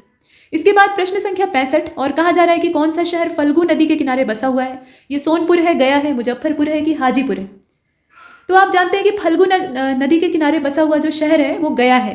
ये आपने ऐतिहासिक तौर पे भी पढ़ा होगा, फल्गु नदी के किनारे, ठीक। और बाकी अगर आप देखें सोनपुर जो है, और बाकी तीनों को देख लेते हैं, सोनपुर, मुजफ्फरपुर और हाजीपुर, ये गंडक के किनारे यानी सदानीरा के किनारे बसे हुए हैं। प्रश्न संख्या 66 को देखते हैं। कृषि क्षेत्र के विकास के लिए किस जिले के सबौर कृषि विश्वविद्यालय में सबौर मेले का आयोजन किया जाता है या किया जा रहा है। तो इसमें आप देखें ये जिला, इसमें आप देख सकते हैं बांका दिया हुआ है, इसके अलावा बेगूसराय है, भागलपुर है और भोजपुर है। इसमें से आपको चुनना है। कृषि क्षेत्र के विकास हेतु इसका उद्देश्य है। प्रश्न संख्या 66 और इसका जो करेक्ट आंसर है वो सी हो जाएगा। सबौर मेला जो है ये भागलपुर जिले में सबौर कृषि विश्वविद्यालय में कृषि क्षेत्र के विकास के लिए आयोजित किया जाता है। तो इसमें से आप चुनेंगे किसको, भागलपुर को चुनेंगे। आगे चलते हैं, सी वाले ऑप्शन को सिलेक्ट किया। प्रश्न संख्या 67, बिहार बंधु बिहार का पहला हिंदी समाचार पत्र था। अब सही कौन सा है वो आपको बताना है। इसका प्रकाशन 1872 में पटना से शुरू किया गया था। केशव राम भट्ट के द्वारा प्रकाशित इसको किया गया था। तो अब ये बताइए कि इसमें से सही कौन सा है। प्रश्न संख्या 67 को आपने देखा और इसका जो करेक्ट आंसर है वो डी हो जाएगा, पहला और तीसरा। इसमें जो पहला स्टेटमेंट है वो ठीक है कि ये पहला हिंदी समाचार पत्र था, लेकिन जो इसके प्रकाशन की तारीख है उसमें हल्की सी गड़बड़ है। ये 1872 नहीं बल्कि 1874 होगा, और केशवराम भट्ट के द्वारा प्रकाशन हुआ था, वो ठीक दिया है। तो इस हिसाब से हम देखें तो डी वाला विकल्प हमारा ठीक होता है। यहाँ पे 72 की जगह पे 74 होगा। प्रश्न संख्या 68 को देखते हैं। बिहार राज्य के संदर्भ में कोरा का मतलब क्या होता है? ये कोरा है क्या चीज? जनजाति का नाम है, लोक नृत्य का नाम है, लोकगीत का नाम है, या वनस्पति को कहते हैं? तो कोरा जो है ये जनजाति है, और ये जमुई, कटिहार और मुंगेर जिलों में निवास करती है, और इनकी भाषा जो है वो मुंडारी होती है। प्रश्न संख्या 69 को देखते हैं। ये जनजाति का है, तो ए वाले ऑप्शन को हम इसमें से चुन लेते हैं। प्रश्न संख्या 69 में कहा गया कि अभ्रक मिट्टी बिहार के किस जिले की रजौली प्रखंड में पाई जाती है? ये जिला कौन सा है आपको बताना है। और अभ्रक मिट्टी की जो अवस्थिति है उसमें रजौली प्रखंड ये पड़ेगा नवादा जिले में, ठीक है। तो नवादा जिले में ये पाई जाती है। डी वाले ऑप्शन को हम इसमें से चुन लेते हैं। प्रश्न संख्या 70 को देखते हैं। कौन सा पर्यटन स्थल बिहार राज्य के पूर्णिया जिले में स्थित है? चैतन्य महाप्रभु का मंदिर है, पत्थर की मस्जिद है, गृद्धकूट पर्वत है, या सप्तपर्णी गुफा है? कौन सा इसमें से स्थित है? तो अब ई वाले ऑप्शन को आप चुन लेंगे, क्योंकि एक से ज्यादा भी पाए जा सकते हैं। तो पूर्णिया जिले में इसमें से कोई नहीं है, ठीक। चैतन्य महाप्रभु का मंदिर पटना में है, और पत्थर की मस्जिद भी पटना में ही है, आपने पढ़ा है 2500 बार। गृद्धकूट पर्वत और सप्तपर्णी गुफा ये पड़ता है राजगृह में, पुरानी जो मगध साम्राज्य की राजधानी थी। तो इसमें से कोई भी जो है वो पूर्णिया में नहीं है, और इसीलिए उपरोक्त में से कोई नहीं वाला ऑप्शन हमने चुन लिया है। प्रश्न संख्या 71 को देखते हैं। कौन सा उत्तर पूर्वी राज्य म्यांमार के साथ अपनी सीमा साझा नहीं करता है? अब इसमें आप देखें तो अरुणाचल, नागालैंड, मणिपुर और मेघालय दिया है, और इसमें से हम डी वाले ऑप्शन को चुनेंगे, मेघालय। अरुणाचल, नागालैंड, मणिपुर और मिजोरम, ये जो 4 उत्तर पूर्वी राज्य हैं ये म्यांमार के साथ अपना बॉर्डर शेयर करते हैं, लेकिन मेघालय नहीं। इसके बाद 72वें नंबर के प्रश्न में हमने देखा गोंडवाना रॉक सिस्टम निम्नलिखित में से किसके उत्पादन के लिए प्रसिद्ध है? तो हीरे के उत्पादन के लिए जाना जाता है, कोयले के उत्पादन के लिए, पेट्रोलियम ईंधन के लिए, या यूरेनियम और थोरियम के उत्पादन के लिए जाना जाता है? 72वें प्रश्न को आप देख रहे हैं, और इसका जो करेक्ट आंसर है वो कोयला उत्पादन होगा। कोयले के उत्पादन के लिए ही हम गोंडवाना रॉक सिस्टम को जानते हैं। आगे बढ़ते हैं, प्रश्न संख्या 73 को देखते हैं, और 73वें में कहा गया कि सही सुमेलित जो है उसकी तलाश आपको करनी है। तो महानदी का डेल्टा कर्नाटक में स्थित है, गोदावरी का डेल्टा केरल में है, और कृष्णा का है आंध्र में, कावेरी का है तेलंगाना में। अब ये बताइए कि इसमें से सही सुमेलित कौन सा है? तो एकमात्र जो सी वाला है कृष्णा का डेल्टा वो ठीक दिया है, आंध्र में है। बाकी सारी जानकारियां उल्टी पुल्टी दे रखी हैं, जैसे महानदी वाला उड़ीसा में है, गोदावरी का जो डेल्टा है वो आंध्र में है, और तमिलनाडु में पड़ेगा कावेरी वाला। तो सिर्फ सी वाला ऑप्शन इसमें से सही है, और सही की ही तलाश हमको करनी थी। प्रश्न संख्या 74 को देखते हैं। 6 डिग्री चैनल ये किसे इंडोनेशिया के सुमात्रा द्वीप समूह से अलग करता है? जो चैनल होते हैं वो क्या करते हैं? पानी का एक पतला मार्ग होते हैं, 2 स्थल खंडों को अलग करने का काम और 2 पानी के टुकड़ों को जोड़ने का काम करते हैं। तो इसमें आप बताइए ये इंडोनेशिया का सुमात्रा द्वीप समूह जो है उसको किससे अलग करता है, किस स्थल खंड से अलग करता है? 6 डिग्री चैनल की बात हो रही है। और 74 को आपने देखा, करेक्ट आंसर इसका क्या होगा? ये हो जाएगा। ये असल में ग्रेट निकोबार द्वीप समूह को इंडोनेशिया का जो सुमात्रा द्वीप समूह है उससे अलग करता है। तो इसीलिए हम ए वाले ऑप्शन को चुनते हैं। और ये जो चैनल होते हैं ना, 10 डिग्री चैनल, 9 डिग्री चैनल, ये आपको पता होना चाहिए। इसके बाद प्रश्न संख्या 75 को देखते हैं। कौन सा विकल्प सही है? तो बाणसागर बांध एक बहुउद्देशीय परियोजना है, इसका निर्माण सोन नदी पर किया गया है और ये मध्य प्रदेश राज्य में स्थित है। तो बाणसागर डैम के बारे में आपसे इतनी सारी जानकारियां देकर पूछ रहा है कि सही कौन सा है, बताइए। 75। और आप ए वाले विकल्प को चुनेंगे क्योंकि सभी जानकारियां एकदम सही हैं, लाख टके की जानकारी है। इसके बाद 76 को देखते हैं। शरणार्थियों के लिए संयुक्त राष्ट्र उच्चायुक्त का मुख्यालय ये कहाँ पर स्थित है? नैरोबी केन्या में है, जिनेवा में है मतलब स्विट्जरलैंड में है, मैड्रिड में है या फिर टोक्यो में है? इसमें से कौन सी लोकेशन आपको चुननी है? तो आप जानते हैं कि ये जिनेवा में है, मतलब स्विट्जरलैंड की बात हो रही है, तो बी वाले ऑप्शन को इसमें से चुन लेंगे। प्रश्न संख्या 77। कौन सा विकल्प सही सुमेलित नहीं है? तो विश्व आर्थिक आउटलुक जो है यानी वर्ल्ड इकोनॉमिक आउटलुक, इसको जारी करने वाली संस्था का नाम है अंतर्राष्ट्रीय मुद्रा कोष। विश्व आर्थिक मंच ये प्रतिस्पर्धात्मक रिपोर्ट जारी करता है और वर्ल्ड सिटीज रिपोर्ट जो है ये यूएन हैबिटेट के द्वारा लॉन्च की जाती है। ट्रांसपेरेंसी इंटरनेशनल जो है ये असल में करप्शन परसेप्शन इंडेक्स जारी करता है, जिसमें कि देशों को रैंकिंग दी जाती है। अब बताइए कि इसमें से सही कौन सा नहीं है, कौन सी संस्था कौन सा इंडेक्स कौन सी रिपोर्ट प्रकाशित करती है, इससे प्रश्न बनता है। अब बताना है आपको इसमें से। तो प्रश्न संख्या 77 और इसका जो सही जवाब है वो इसमें ई हो जाएगा। असल में विश्व आर्थिक आउटलुक, यहाँ पर जो सही सुमेलित नहीं है वो ढूंढना था। तो सभी कुछ ठीक दिखाई देता है, इसमें से कुछ भी गड़बड़ नहीं है और इसीलिए हम इसमें ई को चुनते हैं। जितनी जानकारियां हैं वो सभी परफेक्ट हैं। ठीक, प्रश्न संख्या 78 को देखते हैं। कहा जा रहा है कि निम्नलिखित में से कौन सी समिति केंद्र राज्य राजकोषीय संबंध से संबंधित है? केंद्र और राज्य के बीच में जो राजकोषीय संबंध होता है उससे संबंधित कमेटी का नाम, तो ये दंतवाला कमेटी है, LK झा कमेटी है, राजमन्नार समिति है या शंकरलाल गौरी समिति है? बताइए। तो 78 और इसका जो करेक्ट आंसर है वो सी होगा, ये राजमन्नार कमेटी है। बाकी अगर आप देखें तो दंतवाला जो है वो क्षेत्रीय ग्रामीण बैंकों से बिलोंग करती है। अप्रत्यक्ष करों से संबंध है एल के झा कमेटी का, और शंकरलाल गौरी कमेटी जो है वो कृषि विपणन से जुड़ी हुई है। तो इसमें आप चुनेंगे किसको, ये जो राजमन्नार वाली है ना, इसको चुन लीजिए। इसके बाद आगे बढ़ते हैं। प्रश्न संख्या 79 आपका इंतजार कर रहा है और इसमें पूछा जा रहा है कि किस विकल्प के अंतर्गत सर्वोच्च न्यायालय की स्थापना और गठन से संबंधित प्रावधान दिए गए हैं। सुप्रीम कोर्ट से संबंधित जो प्रोविजन है उसके गठन और स्थापना से जुड़े हुए वो कौन से आर्टिकल में है, सिर्फ इतना आपको पहचानना है। और प्रश्न संख्या 79 इसका जो सही जवाब है वो ई हो जाएगा। आप जानते हैं कि सुप्रीम कोर्ट यानी जो उच्चतम न्यायालय है उसकी स्थापना और गठन का प्रावधान ये अनुच्छेद 124 में। अब इसमें 124 कहीं पर नहीं दिया है, हाँ 124A दिया है। तो 124A में राष्ट्रीय न्यायिक नियुक्ति आयोग का ब्यौरा है, न कि सुप्रीम कोर्ट का। ठीक, तो इसमें से हम कोई भी विकल्प नहीं चुन सकते थे, इसलिए ई को चुना। इसके बाद प्रश्न संख्या 80 को देखते हैं। द्वितीय औद्योगिक नीति की बात हो रही है, सेकेंड इंडस्ट्रियल पॉलिसी। आपको ये बताना है कि कौन से 5 ईयर प्लान के अंतर्गत इसको स्टार्ट किया गया था। तो पहली पंचवर्षीय योजना थी, दूसरी थी, तीसरी थी, चौथी थी, कौन सी थी? अब ये कौन सा 5 ईयर प्लान था आप देखें तो ये दूसरी पंचवर्षीय योजना थी। अगर आप देखें तो जो दूसरी औद्योगिक नीति है उसका टाइम भी इससे मैच करता है, मतलब 1956 से लेकर 61 का ये दौर था। तो कुल मिलाकर दूसरी वाली को चुन लेते हैं। प्रश्न संख्या 81 को देखते हैं। निम्नलिखित में से किस पंचवर्षीय योजना के दौरान भारत विश्व व्यापार संगठन का सदस्य बन गया? ये 7वीं, 8वीं, 9वीं, 10वीं, इसमें से कौन सी थी? तो 8वीं पंचवर्षीय योजना का समय था और ये 1992 से लेकर 97 तक चलती है, 5 साल। 1 जनवरी 1995 को विश्व व्यापार संगठन का भारत सदस्य बनता है और 8 जुलाई 1948 को वो जो गार्ड था उसका सदस्य बना हुआ था। तो कुल मिलाकर इसमें से हम जो 8वीं वाली है उसको चुन लेते हैं। और इसके बाद आगे बढ़ते हैं। 82वां क्वेश्चन ये इंतजार कर रहा है नीचे। तीव्र और अधिक समावेशी विकास, रैपिड और मोर जो इंक्लूसिव ग्रोथ होती है उसके संदर्भ में कहा जा रहा है कि ये कौन सी पंचवर्षीय योजना का मुख्य विषय था। ये थीम दे रखा है, हर पंचवर्षीय योजना में कुछ न कुछ ध्येय रखा जाता था कि ये चीज़ हमें प्राप्त करनी है। वैसे तो ओवरऑल डेवलपमेंट की बात होती थी, लेकिन किसी एक खास चीज़ पर ज़्यादा जोर दिया जाता था। तो ये कौन सी पंचवर्षीय योजना का केंद्र बिंदु था? 9वीं का था, 10वीं का था, 11वीं का था, 12वीं का था। अब ये वाला जो केंद्र बिंदु है ये 11वीं पंचवर्षीय योजना का था, जो कि 2007 से लेकर 2012 तक चलती है। तीव्र और अधिक समावेशी विकास हमको करना है। ठीक, तो 11वीं पंचवर्षीय योजना को इसमें से चुन लेते हैं। प्रश्न संख्या 43 को देखते हैं, माफ कीजिएगा, प्रश्न संख्या 83 को देखते हैं। और बिहार की जनगणना के बारे में चर्चा हो रही है, 2011 वाला ही लेकर चलेंगे।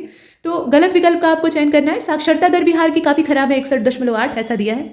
पुरुषों की साक्षरता कुछ हद तक ठीक है, 71.2, बहुत अच्छी नहीं है। और महिला साक्षरता तो एकदम ही बेकार दिखाई देती है, 51.5। नगरीकरण की दर जो है वो 11.3 है। अब ये बताइए कि इसमें से गलत जानकारी कौन सी है? प्रश्न संख्या 83 और इसका जो सही जवाब है वो ई हो जाएगा, क्योंकि जितना कुछ दे रखा है सब कुछ ठीक है, ये सारी इन्फॉर्मेशन सही है। अब देखने योग्य है कि जब इस बार नया सेंसस का रिकॉर्ड आएगा तो उसमें कितना इजाफा हुआ है साक्षरता दर में या महिला साक्षरता इत्यादि में। प्रश्न संख्या 84 को देखते हैं। बिहार की जनगणना के हिसाब से निम्नलिखित में से किस जिले की जनसंख्या वृद्धि दर सबसे ज्यादा है? तो जनसंख्या वृद्धि दर के मामले में कौन सा जिला नंबर 1 है? आप जानते हैं कि सबसे पहले नंबर पर मधेपुरा है, तो मधेपुरा इसमें ऊपर ही दे रखा है, बाकी किशनगंज उससे पीछे है, फिर अररिया है, फिर खगड़िया है, ये इसका क्रम दिखाई देता है। प्रश्न संख्या 85 को देखते हैं। निम्नलिखित में से कौन सा विकल्प सही है? ज्ञानपीठ पुरस्कार प्राप्त करने वाले पहले बिहारी थे रामधारी सिंह दिनकर जी, और बिहार में स्थापित होने वाला पहला बैंक इलाहाबाद बैंक था, जबकि कोठिया समस्तीपुर का जो है वो बिहार का पहला जैविक ग्राम बन गया है। ये 3 अलग अलग जानकारियां आपको एक साथ पिरो कर दी गई हैं। अब इसमें से बताना है कि सही कौन सा है। ई वाला विकल्प जस का तस है, बाकी 4 नीचे आपको दिखाई दे रहे हैं। और आप जानते हैं कि इसमें जो करेक्ट आंसर है वो ए हो जाएगा, क्योंकि तीनों ही सही है, कोई भी जानकारी इसमें गलत नहीं। आगे बढ़ते हैं। प्रश्न संख्या 86 को देखते हैं। और इसमें कहा गया कि 1935 का समय है। मुंगेर जिले का जो बढ़िया ताल है वहां पे बकाष्ठ भूमि की वापसी के लिए किसके नेतृत्व में आंदोलन चलाया गया था? ये कार्यानंद शर्मा थे, बाबू कुंवर सिंह थे, श्री कृष्ण सिंह थे, अनुग्रह नारायण सिन्हा थे। इसमें से किसका नेतृत्व प्राप्त हुआ था? ये बढ़िया ताल में बकाष्ठ भूमि की वापसी हेतु चलाया गया आंदोलन था, और करेक्ट आंसर इसका ए होगा। ये कार्यानंद शर्मा थे, इन्हीं के नेतृत्व में ये चला था। 1935 का समय था। ठीक, समय भी याद रखिएगा, वो भी पूछा जा सकता है। इसके बाद प्रश्न संख्या 87 कहा जा रहा है कि कौन सा महाजनपद बिहार राज्य में नहीं था? तो वज्जी, मगध, अंग और मल्ल। अब इसमें से आपको चुनकर बताना है। तो महाजनपदों की अगर हम बात करें तो 3 महाजनपद बिहार राज्य में आते हैं, एक तो मगध, अंग और वज्जी। बाकी आप देखें मल्ल महाजनपद जो है वो बिहार का हिस्सा नहीं, तो इसमें से मल्ल को हम बाहर कर देते हैं, बाकी सब थे। प्रश्न संख्या 88 को देखते हैं। मगध क्षेत्र बिहार राज्य के कौन से जिले में नहीं फैला हुआ है? तो मगध जो शब्द है उसका उल्लेख सबसे पहले हम वेदों में देखते हैं, अथर्ववेद में दिखाई देता है। बाकी अगर हम देखें तो ये गंगा का दक्षिणी मैदानी हिस्सा है मगध, और इसमें पटना पूरा आ जाता है, उसके अलावा गया आ जाता है, नालंदा, नवादा और औरंगाबाद। ये पूरा क्षेत्र मगध कवर करता था, मतलब इतने पूरे इलाके में मगध का पूरा विस्तार था। तो इसमें से हम किसको चुनेंगे? फिर ई को चुन लेते हैं, क्योंकि ये सारे उसमें आते हैं। कहाँ पर नहीं फैला हुआ है वो पूछा जा रहा है। इसके बाद प्रश्न संख्या 89 को देखते हैं।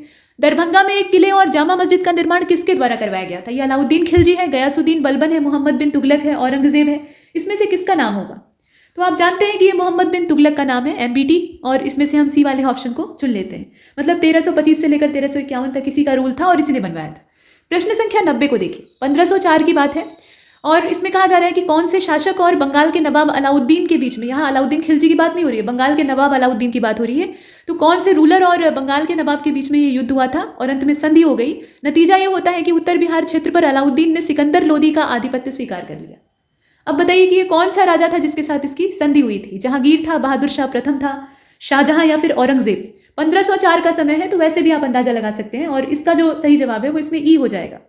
सिकंदर लोदी और बंगाल के नवाब अलाउद्दीन के बीच में ही युद्ध होता है और तभी तो वो सिकंदर लोदी का आधिपत्य स्वीकार करेगा। तो इसमें आप देखिए प्रश्न में ही उत्तर छिपा हुआ है, आपको ज़्यादा दूर नहीं जाना है। ठीक, तो इसीलिए हम ई वाले ऑप्शन को इसमें से चुनते हैं। 91 को देखिए, 1856 की बात है, लोटा विद्रोह हुआ था और ये किस जिले में हुआ था जरा बताइए। यहाँ जिलों के नाम दिए। लोटा विद्रोह जो है ना, ये बी वाले ऑप्शन को आप चुनेंगे, मुजफ्फरपुर में हुआ था। ठीक, ये मुजफ्फरपुर में हुआ था और 1856 के आसपास की बात है। अंग्रेज़ों के प्रति लोग बहुत ज़्यादा गुस्से में हो गए थे और जो अंग्रेजी शोषण और अत्याचार था वो अपनी चरम सीमा पर था ही। तो जो मुजफ्फरपुर जेल के कैदी थे वो विद्रोह कर देते हैं और लोटे से संबंधित विवाद होता है। धात्विक लोटा उनको नहीं दिया जाता है, मतलब अंग्रेज़ यहाँ तक डरे रहते हैं कि अंदर गए तो उसी लोटे से पीट पीट कर मार डालेंगे, तो उन्हें फिर धात्विक लोटा यानी धातु से बने लोटे नहीं दिए जाते हैं। तो इससे गुस्सा बढ़ जाता है। इसके बाद आगे बढ़ते हैं, प्रश्न संख्या 92 को देखते हैं। 1916 का समय था, भारतीय राष्ट्रीय कांग्रेस का जो 31वां अधिवेशन होता है, यहाँ देखिए नंबर बता दिया है, 31वें नंबर का था। प्रतिनिधित्व किसने किया था, मतलब उसके रिप्रेजेंटेटिव, उसके अध्यक्ष कौन थे ये बताइए। जयप्रकाश नारायण थे, बैकुंठ शुक्ला थे, राजकुमार शुक्ला थे या फिर कौन था? तो 92 और इसका जो राइट आंसर है वो सी होगा, राजकुमार शुक्ला। मतलब ये है अध्यक्षता की यहाँ बात नहीं की जा रही है, प्रतिनिधित्व की बात की जा रही है। और 1916 का अधिवेशन आप भी जानते हैं कि ये भारतीय राष्ट्रीय कांग्रेस का अधिवेशन, इसमें अंबिका चरण मजूमदार ये अध्यक्ष थे और ये कई मायनों में खास है। यहाँ पर गरम दल और नरम दल का एकीकरण होता है, बहुत सारी अच्छी बातें होती हैं। गांधी जी इन्वॉल्व होते हैं और बिहार से कुछ रिप्रेजेंटेटिव, जिसमें कि राजकुमार शुक्ला जो हैं वो हेड रहते हैं, वो जाते हैं और चंपारण की समस्या से गांधी जी को अवगत कराते हैं और उसके बाद गांधी जी आने के लिए तैयार होते हैं। तो कुल मिलाकर इसमें प्रतिनिधि के तौर पर जाने वाले जो बिहार से व्यक्ति थे वो राजकुमार शुक्ला थे। इसके बाद प्रश्न संख्या 93 को देखते हैं। बिहार की जनगणना के आंकड़े के हिसाब से किस जिले का लिंगानुपात सबसे ज़्यादा है? तो कहाँ का ज़्यादा है बताइए। इसमें अगर देखें तो गोपालगंज का सबसे ज़्यादा है, उसके बाद फिर थोड़ा कम है सीवान का। गोपालगंज का कितना है? 1021 है, 1000 पुरुषों पर 1021 महिलाएं। और सीवान का है 988, 954 है सारण का और किशनगंज का है 950। तो इसमें से हम गोपालगंज को चुन लेते हैं। प्रश्न संख्या 94 पूछा गया कि जो हालिया आंकड़े जारी किए गए हैं उसके हिसाब से किस राज्य में भारत के जनजातीय जिलों की संख्या सबसे ज़्यादा है? जनजातीय जिले वहाँ पे सर्वाधिक है, राजस्थान में है, तमिलनाडु में है, तेलंगाना में है कि वेस्ट बंगाल में? तो अगर हम भारत की जो रिपोर्ट है तरह तरह की, उसमें आंकड़ों पर विश्वास करें तो उसके हिसाब से देखा जाए, टोटल भारत में आदिवासी जिलों की संख्या 218, 26 राज्यों में से मध्य प्रदेश में सबसे ज़्यादा है। मध्य प्रदेश का इसमें नाम नहीं दिया है, तो इसलिए हम ई वाले ऑप्शन को चुन लेते हैं। ठीक, इसके बाद प्रश्न संख्या 95 को देखिए। इसमें कहा जा रहा है कि भारत वन स्थिति रिपोर्ट 2021, इसमें कुल बांस आच्छादित क्षेत्र कितना होने का अंदाजा लगाया गया है? 14 मिलियन हेक्टेयर, 15, 16, 17, इसमें से कितना होगा? प्रश्न संख्या 95 बी वाले ऑप्शन को हम चुन लेते हैं, 15 मिलियन हेक्टेयर। ठीक है, इतना अंदाजा लगाया गया है, मतलब ये अनुमान है 15 मिलियन हेक्टेयर का। इसके बाद 96वें प्रश्न को देखिए। इसमें कहा गया कि जो 2022 का आंकड़ा है, मतलब किस राज्य के अंदर प्रति व्यक्ति दूध की उपलब्धता सबसे ज़्यादा है, आपको राज्य का नाम चुनना है। प्रति व्यक्ति कितना दूध उपलब्ध होता है ये आंकड़ा लगाया गया, तो कौन से राज्य का ये सबसे उच्च है? प्रश्न संख्या 96 करेक्ट आंसर इसमें शीर्ष 3 राज्यों में पंजाब सबसे ऊपर है, उसके बाद हरियाणा है, फिर राजस्थान है, तो इसमें से पंजाब को चुन लेंगे, यानी बी वाला विकल्प हमारा है। इसके बाद आगे बढ़ते हैं। प्रश्न संख्या 97 को देखिए, कौन सा विकल्प सही है आर्थिक सर्वेक्षण के हिसाब से आपको बताना है। तो भारत में गन्ना और चीनी उद्योग देश में कपास के बाद दूसरा सबसे बड़ा कृषि आधारित उद्योग है। चीनी का सबसे बड़ा उपभोक्ता भारत दुनिया में है, मतलब सबसे पहले स्थान पे है, और दूसरा सबसे बड़ा चीनी का उत्पादक है। उपभोक्ता पहला है और उत्पादक दूसरा है। गन्ने का औसत वार्षिक उत्पादन लगभग 35.5 करोड़ टन है। अब ये बताइए कि कौन सा सही विकल्प है इसमें से। 97 को आपने देखा और इसका जो सही जवाब है वो ए हो जाएगा इसमें से। ठीक, जितने विकल्प दिए हैं वो सभी सही हैं, ये सारी इन्फॉर्मेशन परफेक्ट है। इसके बाद 98 को देखते हैं। 98 में कहा जा रहा है कि आर्थिक सर्वेक्षण 2021-22 के हिसाब से सड़क नेटवर्क की लंबाई के मामले में निम्नलिखित में से कौन सा देश पहले स्थान पे है? तो यूएसए पहले स्थान पे है, चीन पहले स्थान पे है, फ्रांस है, जापान है, इसमें से कौन सा होगा?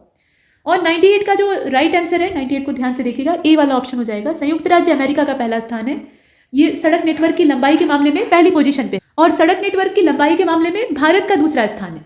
99 को देखते हैं। क्वेश्चन नंबर 99 में कहा गया कि वित्तीय वर्ष 2021-22 के हिसाब से भारत की आर्थिक विकास दर कितनी रही है। 9.2 रही है, 8.2, 7.2, 6.2। तो विकास दर देखी जाए तो आर्थिक वृद्धि दर जो है ना वो करीब 9.2% रही है। 9.2 वाला जो आंकड़ा है वो ए वाला है, इसको चुन लेते हैं। और प्रश्न संख्या 10 को देखिए, पूछा जा रहा है कि कौन सा विकल्प गलत है। इंडियन रिफॉर्म एसोसिएशन की स्थापना 29 अक्टूबर 1870 को की गई थी और इसकी स्थापना केशव चंद्र सेन ने की थी, जबकि इसकी स्थापना कलकत्ता में हुई थी, ये भी दिया हुआ है। अब ये बताइए कि इसमें से गलत कौन सा है। तो गलत कुछ भी नहीं है, जितनी जानकारियां हैं वो सभी सही हैं और सब आपके काम की हैं, और इसीलिए हम इसमें से जो ई वाला विकल्प है उसको चुन लेते हैं। ठीक, सभी जानकारियां इसमें सही है। प्रश्न संख्या 101 को देखते हैं। 1857 का जो विद्रोह था उसके बारे में कौन सा विकल्प गलत है। मेरठ से इसका नेतृत्व किया था कदम सिंह ने, बिहार से बाबू कुंवर सिंह ने, सुरेंद्र साई जो थे वो मथुरा से कमान संभाल रहे थे और तुलाराम जो है वो हरियाणा से। बताइए इसमें से कौन सा होगा। मतलब जो गलत जानकारी है वो आपको चुननी है और 101 का जो करेक्ट आंसर है वो सी होगा। यहाँ मथुरा वाला गलत दिया है, मथुरा से देवी सिंह नेतृत्व संभाल रहे थे, न कि सुरेंद्र साई। सुरेंद्र साई जो है वो संबलपुर से थे। ठीक, तो इसमें जो मथुरा वाला ऑप्शन है वो गलत है। 102 को देखते हैं। इसमें कहा गया कि 1849 में कलकत्ता एजुकेशन काउंसिल के अध्यक्ष, या कौन थी अध्यक्ष, थे या थी उससे नहीं फर्क पड़ता है, वो आपको पहचानना है। तो उस व्यक्ति ने बेथुन स्कूल की स्थापना की थी। मतलब व्यक्ति का नाम आपको चुनना है। ये डेविड हेयर थे, सिस्टर निवेदिता थी, मदर टेरेसा थी, सरोजनी नायडू थी। नाम कौन सा होगा। और 102 का जो करेक्ट आंसर है वो ई होगा। आप जानते हैं कि ये एजुकेशन काउंसिल के अध्यक्ष थे JED बेथुन। इन्होंने बेथुन स्कूल की स्थापना की थी। तो इसमें से नाम नहीं दे रखा है तो हम ई को चुनते हैं। प्रश्न संख्या 103, और इसमें कहा गया कि कौन सा प्रांत रणजीत सिंह के नेतृत्व में सिख साम्राज्य का हिस्सा नहीं था। लाहौर इनके हिस्से में नहीं था, या फिर मुल्तान नहीं था, कश्मीर नहीं था, पेशावर नहीं था। तो आप जानते हैं कि पूरा जो सिख राज्य था वो प्रांतों में बटा हुआ था। प्रांतीय प्रशासन रणजीत सिंह का था और इन्हें सूबा कहा जाता था। इसमें लाहौर, मुल्तान, कश्मीर और पेशावर ये सब आते थे। तो इसमें से ई को चुन लेते हैं। प्रश्न संख्या 104 को देखते हैं। इसमें कहा जा रहा है कि किसने अफगानिस्तान के प्रति अहस्तक्षेप की नीति को अपनाया था। ये जॉन शोर था, लॉरेंस था, बार्लो था, या मेटकॉफ था।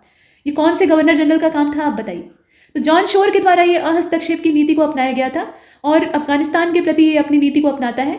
और साथ साथ आप देखते हैं कि जॉन शोर जो है वो मैसूर के खिलाफ भी इसी को करता है। अहस्तक्षेप की जो नीति है, यानी नॉन इंटरवेंशन की जो पॉलिसी है उसको ये अडॉप्ट करता है। तो इसमें से जॉन शोर को चुनते हैं और आगे चलते हैं। यहाँ आप देख रहे हैं प्रश्न संख्या 105, आसफ उद दौला के बारे में कहा जा रहा है कि 1784 में लखनऊ में किस मुस्लिम पर्व को मनाने के उद्देश्य से इमाम बाड़े का निर्माण करवाया था। ये कौन से पर्व को मनाने के उद्देश्य से बनवाया गया था, आप बताइए।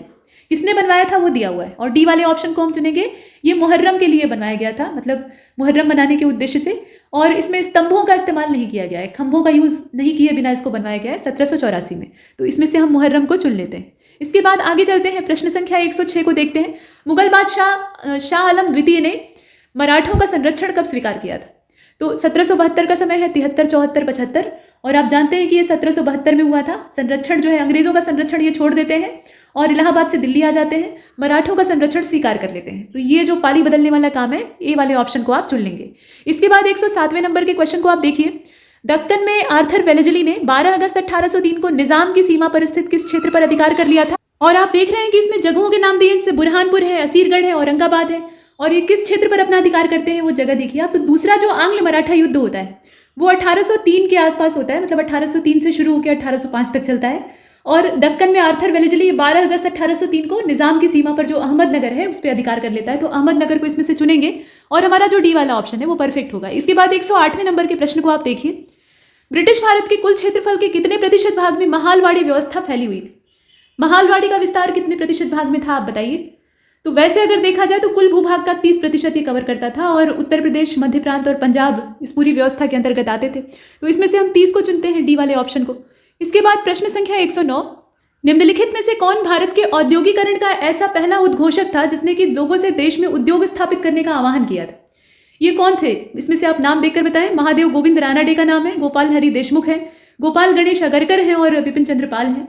इसमें नाम देखकर आपको बताना। तो 109 और इसका जो करेक्ट आंसर है वो इसमें ए हो जाएगा। ये महादेव गोविंद रानाडे थे जिन्होंने कि सबसे पहले उद्योग स्थापित करने का आह्वान किया था। और उसके बाद प्रश्न संख्या 110, 1892 में गठित कुछ समितियों के नाम दिए हैं और उसमें से कौन सी सहकारी संस्थाओं से संबंधित मुद्दों का प्रतिवेदन प्रस्तुत करती है। ये दत्ता समिति थी, निकोलसन समिति है, हॉलैंड समिति है और मैकलेगन समिति है। इसमें समितियों के नाम है, आपको चुनना है। और निकोलसन समिति को अगर आप देखें तो ये 1892 की है और इसी के द्वारा ये पेशकश की जाती है। तो बी वाले ऑप्शन को इसमें से चुन लेते हैं।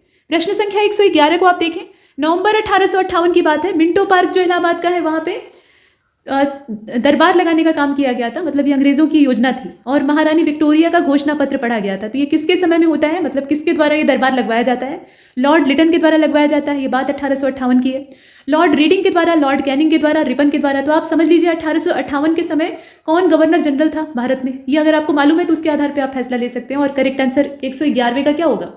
ये कैनिंग का समय था। ठीक है, इस समय गवर्नर जनरल कैनिंग था और बाद में वायसराय भी बन जाता है। तो इसमें से आप कैनिंग को चुनेंगे, सी वाला ऑप्शन आपका हो जाएगा। इसके बाद प्रश्न संख्या 112, कहा जा रहा है कि 1840 से शुरू हुए कूका आंदोलन के अंतर्गत उत्तर पश्चिमी सीमा प्रांत में मुख्यालय कहाँ पर बनाया गया था? इस आंदोलन का केंद्र कहाँ पर था? तो कूका आंदोलन का केंद्र अगर देखें, शुरुआत होती है इसकी 1840 के आसपास पंजाब में। सेन साहब, मतलब भगत जवाहर मल जिनको कहा जाता है, उनके द्वारा इसको शुरू किया जाता है। और बाद में बालक सिंह जो है एक पूरा दल बना लेते हैं, तो इनका मुख्यालय पूरा हजारा में था। ठीक है, हजारा से ये अपना नेतृत्व संभाल रहे थे। और इसमें से हम हजारा यानी ए वाले ऑप्शन को चुन लेते हैं। प्रश्न संख्या 113, खोरा डोंडा विद्रोह, ये खोंडा डोरा विद्रोह है असल में। तो खोंडा डोरा विद्रोह जो है ये 1900 में, और किस क्षेत्र के? डाबर आदिवासी क्षेत्र की जो खोंडा डोरा जनजाति है उसके द्वारा शुरू किया गया था। ये जनजाति का नाम है। बस आपको ये बताना है कि कौन सा इलाका था, और ये सन 1900 का है, समय भी बता दिया गया है। अब खोंडा डोरा विद्रोह अगर देखा जाए तो 1900 में विशाखापत्तनम के जो डाबर आदिवासी क्षेत्र है वहाँ की जनजातियों के द्वारा शुरू किया जाता है। और हाँ, इसके नेता का नाम था कोर्रा मलैया। ठीक है, कोर्रा मलैया के द्वारा इसको नेतृत्व दिया जा रहा था। तो इसमें से हम ई वाले ऑप्शन को चुनेंगे क्योंकि विशाखापत्तनम तो दिया नहीं है। 114वें प्रश्न को आप देखें, मालाबार तट के मोपला के काश्तकारों के द्वारा 1836 से लेकर 1851 के बीच में मोपला विद्रोह कितनी बार शुरू किया गया? इसका जो शुरुआत है वो कितनी बार होता है? तो इस बीच में कुल मिलाकर एक छोटा समय अंतराल है, बहुत बड़ा नहीं कहा जा सकता है, 22 बार विद्रोह होता है। और मुस्लिम काश्तकारों के द्वारा, ये जो मोपला के मुस्लिम काश्तकार हैं उनके द्वारा शुरू किया जाता है। तो कुल मिलाकर ये जो इसमें से ए वाला ऑप्शन है वो सही है। प्रश्न संख्या 115 को देखते हैं। कहा जा रहा है कि वॉरेन हेस्टिंग्स की कार्यकारिणी में शामिल सदस्यों में उसका एक कट्टर विरोधी भी था। कट्टर विरोधी कौन था? ये क्लेवरिंग था, मॉनसन था, फ्रांसिस था, मतलब फिलिप फ्रांसिस, या फिर रिचर्ड बेयरवेल था। इसमें से किसका नाम आप चुनेंगे?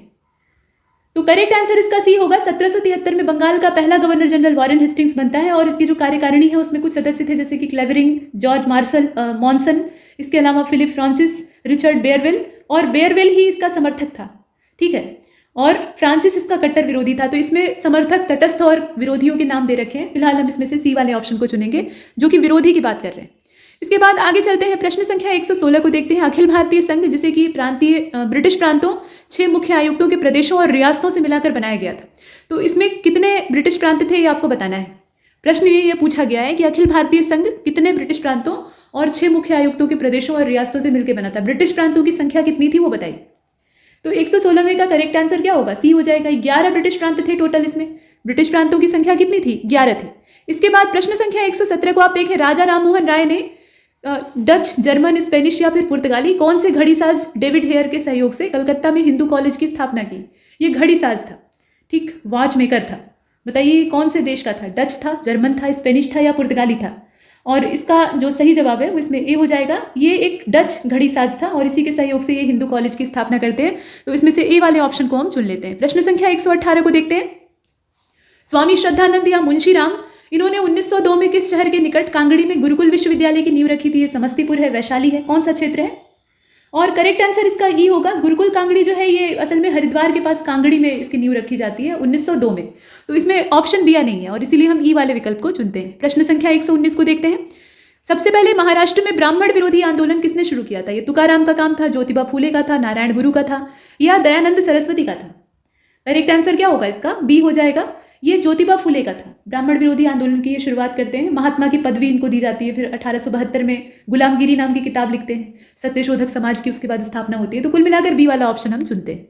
इसके बाद प्रश्न संख्या 120 को देखते हैं। यहाँ आप देख रहे हैं अहमदाबाद टेक्सटाइल लेबर एसोसिएशन ये स्थापित होती है। अब इसमें किसके द्वारा 1918 में इसकी स्थापना की गई थी? 1918 की डेट दे दी गई है जो कि इसकी स्थापना का समय। बताइए कौन स्थापित करता है इसको? वल्लभ भाई पटेल, श्यामजी कृष्ण वर्मा, भगवती चरण बोहरा या फिर SR राणा? इसमें नाम आप देख रहे हैं, ये गांधी जी के द्वारा स्थापित की गई थी। इसमें से किसी का भी नाम आप नहीं चुन सकते हैं। तो फिर इसमें से ई वाले ऑप्शन को चुन लीजिएगा। 121वें प्रश्न को देखिए। कालानुक्रम में आपको युद्धों को अरेंज करना है। तो चौसा का युद्ध है, बिलग्राम का युद्ध है और सेमल का युद्ध है। पहले कौन सा हुआ था, बाद में कौन सा? अब इसमें से आप ए वाले अरेंजमेंट को चुन लीजिए, ये पहले से व्यवस्थित है। चौसा का युद्ध होता है 1539 में और बिलग्राम यानी कन्नौज वाला होता है 1540 में। निर्णायक युद्ध था। उसके बाद शेरशाह सूरी दिल्ली की गद्दी पर बैठ जाता है और सेमल का जो युद्ध है वो हुआ था 1544 में। तो इसमें से हम 1, 2, 3 सभी को जो क्रम से व्यवस्थित है उसको चुन लेंगे। इसके बाद 122वें नंबर के प्रश्न को देखते हैं। सुतकांगेडोर का उत्खनन ये 1927 में होता है। सुतकांगेडोर जो पुरातत्व स्थल है उसकी खुदाई का काम होता है 1927 में। अब ये काम किसने करवाया था? ये रंगनाथ राव का काम था या गिद्धत शर्मा का काम था, या फिर आप देखें इसमें रंगनाथ राव का नाम 2 बार दे दिया है। फिलहाल आप देकर बताइए। तो 122 का जो करेक्ट आंसर है वो इसमें डी हो जाएगा। ये ऑरेलस्टाइन के द्वारा खुदवाया गया था 1927 में। बाकी लोथल की खुदाई का काम और रंगपुर की खुदाई का काम ये रंगनाथ राव का था, और यह गिद्धत शर्मा के द्वारा रोपड़ की खुदाई करवाई गई थी। तो ऑरेलस्टाइन को इसमें से चुन लेते हैं, ठीक है। तो इसमें से डी वाला ऑप्शन को हमने सेलेक्ट किया। इसके बाद प्रश्न संख्या 123 को देखते हैं। तोरमाड़ के बारे में कहा जा रहा है कि ये कौन से राजवंश का संस्थापक था? ये हूणों का संस्थापक था, वाकाटकों का था, वर्धन साम्राज्य को स्थापित किया था, या चोलों का संस्थापक था? तो करेक्ट आंसर इसका क्या होगा? ये हूणों से संबंधित है। हूण जो थे ये लुटेरी प्रवृत्ति के थे, बल्कि लुटेरे ही थे एक तरह से। इसमें से बी वाले ऑप्शन को हम चुनते हैं। इसके बाद आगे बढ़ते हैं, प्रश्न संख्या 124 को देखते हैं। दीवान इश्तिहाक की बात यहाँ पर की जा रही है। ये एक राजसी डिपार्टमेंट था, दीवान इश्तिहाक। बताइए कि इसकी शुरुआत किसके द्वारा की गई थी? फिरोज शाह तुगलक, मोहम्मद बिन तुगलक, गयासुद्दीन तुगलक, या फिर औरंगजेब? तो ये जो दीवान इश्तिहाक है ये असल में पेंशन विभाग था, और फिरोज शाह तुगलक के द्वारा इसकी स्थापना की जाती है। अब आगे चलते हैं, ठीक। इसमें से हम किसको चुनेंगे? फिरोज शाह तुगलक को चुनेंगे। ए वाले विकल्प को देख लेते हैं। प्रश्न संख्या 125 पूछ रहा है आपसे कि कौन सा सही सुमेलित नहीं है। तो नगर दिया है और संस्थापक का नाम दिया है। मान्यखेत की स्थापना अमोघ वर्ष ने की थी। परिहासपुर की स्थापना ललितादित्य ने की थी। राजगृह को स्थापित किया था बिंबिसार ने, और पाटलिपुत्र की स्थापना अजातशत्रु ने की थी। अब बताइए कि इसमें से गलत कौन सा है? तो 125 और इसका जो सही जवाब है वो इसमें डी हो जाएगा। पाटलिपुत्र का संस्थापक कौन था? उदयन था। अब यहाँ पर ये देखिए, अजातशत्रु के समय में पाटलिपुत्र जो कि गंगा और सोन नदियों के संगम का स्थान था, वहाँ सैनिक छावनी की स्थापना की जाती है, लेकिन बकायदा नगर नहीं बसाया जाता है। नगर बसाने का काम उदयन करता है, ठीक। तो इसमें से डी वाले ऑप्शन को हम इसमें से चुन लेते हैं। आगे बढ़ते हैं, प्रश्न संख्या 126 को देखते हैं। 21 सितंबर 2022 की बात है, और आगरा में एशियन पाम ऑयल संधि का आयोजन किया गया। इस संधि के अंतर्गत कौन सा देश पाम ऑयल तेल आयातक दक्षिण एशियाई देश नहीं है? दक्षिण एशिया का देश नहीं है, और ये पाम तेल के आयातक की बात हो रही है। तो बताइए देश कौन सा नहीं है? पाकिस्तान नहीं है, म्यांमार नहीं है, श्रीलंका नहीं है, नेपाल नहीं है। इसमें से किसका नाम होगा? 21 सितंबर 2022 की बात है, ये करंट अफेयर का डाटा है। 5 प्रमुख पाम तेल आयातक जो दक्षिण एशियाई देश हैं उसमें भारत का भी नाम है, पाकिस्तान का भी नाम है, उसके अलावा श्रीलंका, बांग्लादेश और नेपाल है।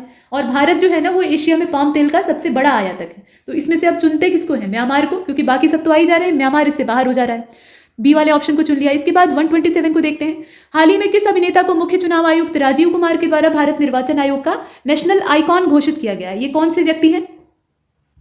तो करेक्ट आंसर इसका क्या होगा? पंकज त्रिपाठी होंगे, अभी ये ज्यादा चर्चा में, और सी वाले ऑप्शन को हम इसमें से चुन लेते हैं। इसके बाद आगे बढ़ते हैं, 128 को देखिए। स्वच्छता सर्वेक्षण पुरस्कार या स्वच्छ सर्वेक्षण पुरस्कार आप कह लीजिए 2022 का, उसमें 1 लाख से कम आबादी वाली श्रेणी में कौन से शहर को शीर्ष स्थान प्राप्त हुआ है? ये शहर कौन सा है? आप चुनकर बताइए। तो डी वाले ऑप्शन को आप चुनेंगे। ये पंचगनी है असल में, ठीक है। 1 लाख से कम आबादी की बात हो रही है, और इस श्रेणी में इंदौर लगातार 6वें वर्ष सबसे ज्यादा। अब यहाँ 1 लाख से ज्यादा आबादी की अगर बात करते ना तो इंदौर होता, लेकिन यहाँ 1 लाख से कम की बात हो रही है, तो उसमें हम पंचगनी को चुनेंगे। ये महाराष्ट्र का है, और इसमें से हमने डी को चुना। इसके बाद 129 को देखते हैं। यहाँ कहा गया कि 11 अक्टूबर 2022 की बात है, अंतर्राष्ट्रीय बालिका दिवस मनाया गया। और इस वर्ष का मतलब इस बार जो मनाया जा चुका है पीछे, इस बालिका दिवस का थीम क्या था? तो अब समय हमारा है, और यहाँ आप देख रहे हैं थीम। अब हमारा समय है, हमारा देश, हमारा भविष्य है। अब हमारा समय है, हमारा अतीत, हमारा भविष्य। और इसको ज़्यादा आप अंग्रेजी में देखें तो बेहतर होगा, क्योंकि इस तरह के थीम अंग्रेजी में ही इजाद किए जाते हैं, बाद में उनका हिंदी में ट्रांसलेशन किया जाता है। ये विडंबना है, लेकिन ऐसा होता है। तो our time is now, our country our future, our time is now, our past our future, इस तरह से our religion our future, our right our future. तो ये जो इसमें एक साइड वाला मुद्दा है वो एक समान है। कुल मिलाकर बताइए। तो 129 और इसका जो सही जवाब है वो इसमें हो जाएगा, देख कर बताइए आप। डी वाला ऑप्शन हो जाएगा, our time is now, our right our future, हमारा अधिकार हमारा भविष्य। और ये अंतर्राष्ट्रीय स्तर का है, तो इसमें से डी वाले ऑप्शन को हम चुनते हैं। इसके बाद 130 को देखते हैं। भारतीय युद्धपोत, और इसका नाम आपको बताना है कि इसने 24 से लेकर 27 सितंबर 2022 तक सेशेल्स में समुद्री जो संयुक्त सुरक्षा बलों का अभ्यास था उसमें क्षमता निर्माण अभ्यास ऑपरेशन सदर्न रेडिनेस में भाग लिया। अभ्यास का नाम दिया हुआ है, ये क्या है? Operation southern readiness. इसमें ये हिस्सा लेता है। तो ये कौन सा युद्धपोत है? और समय भी दे रखा है 24 से लेकर 27 सितंबर। ये INS सुनैना है, INS तरकश है, INS करंज है, सतपुड़ा है। अच्छे अच्छे नाम है, आप बताएं। तो 130 जो करेक्ट आंसर है उसका ए हो जाएगा, INS सुनैना। 24 से लेकर 27 सितंबर 2022 की बात है।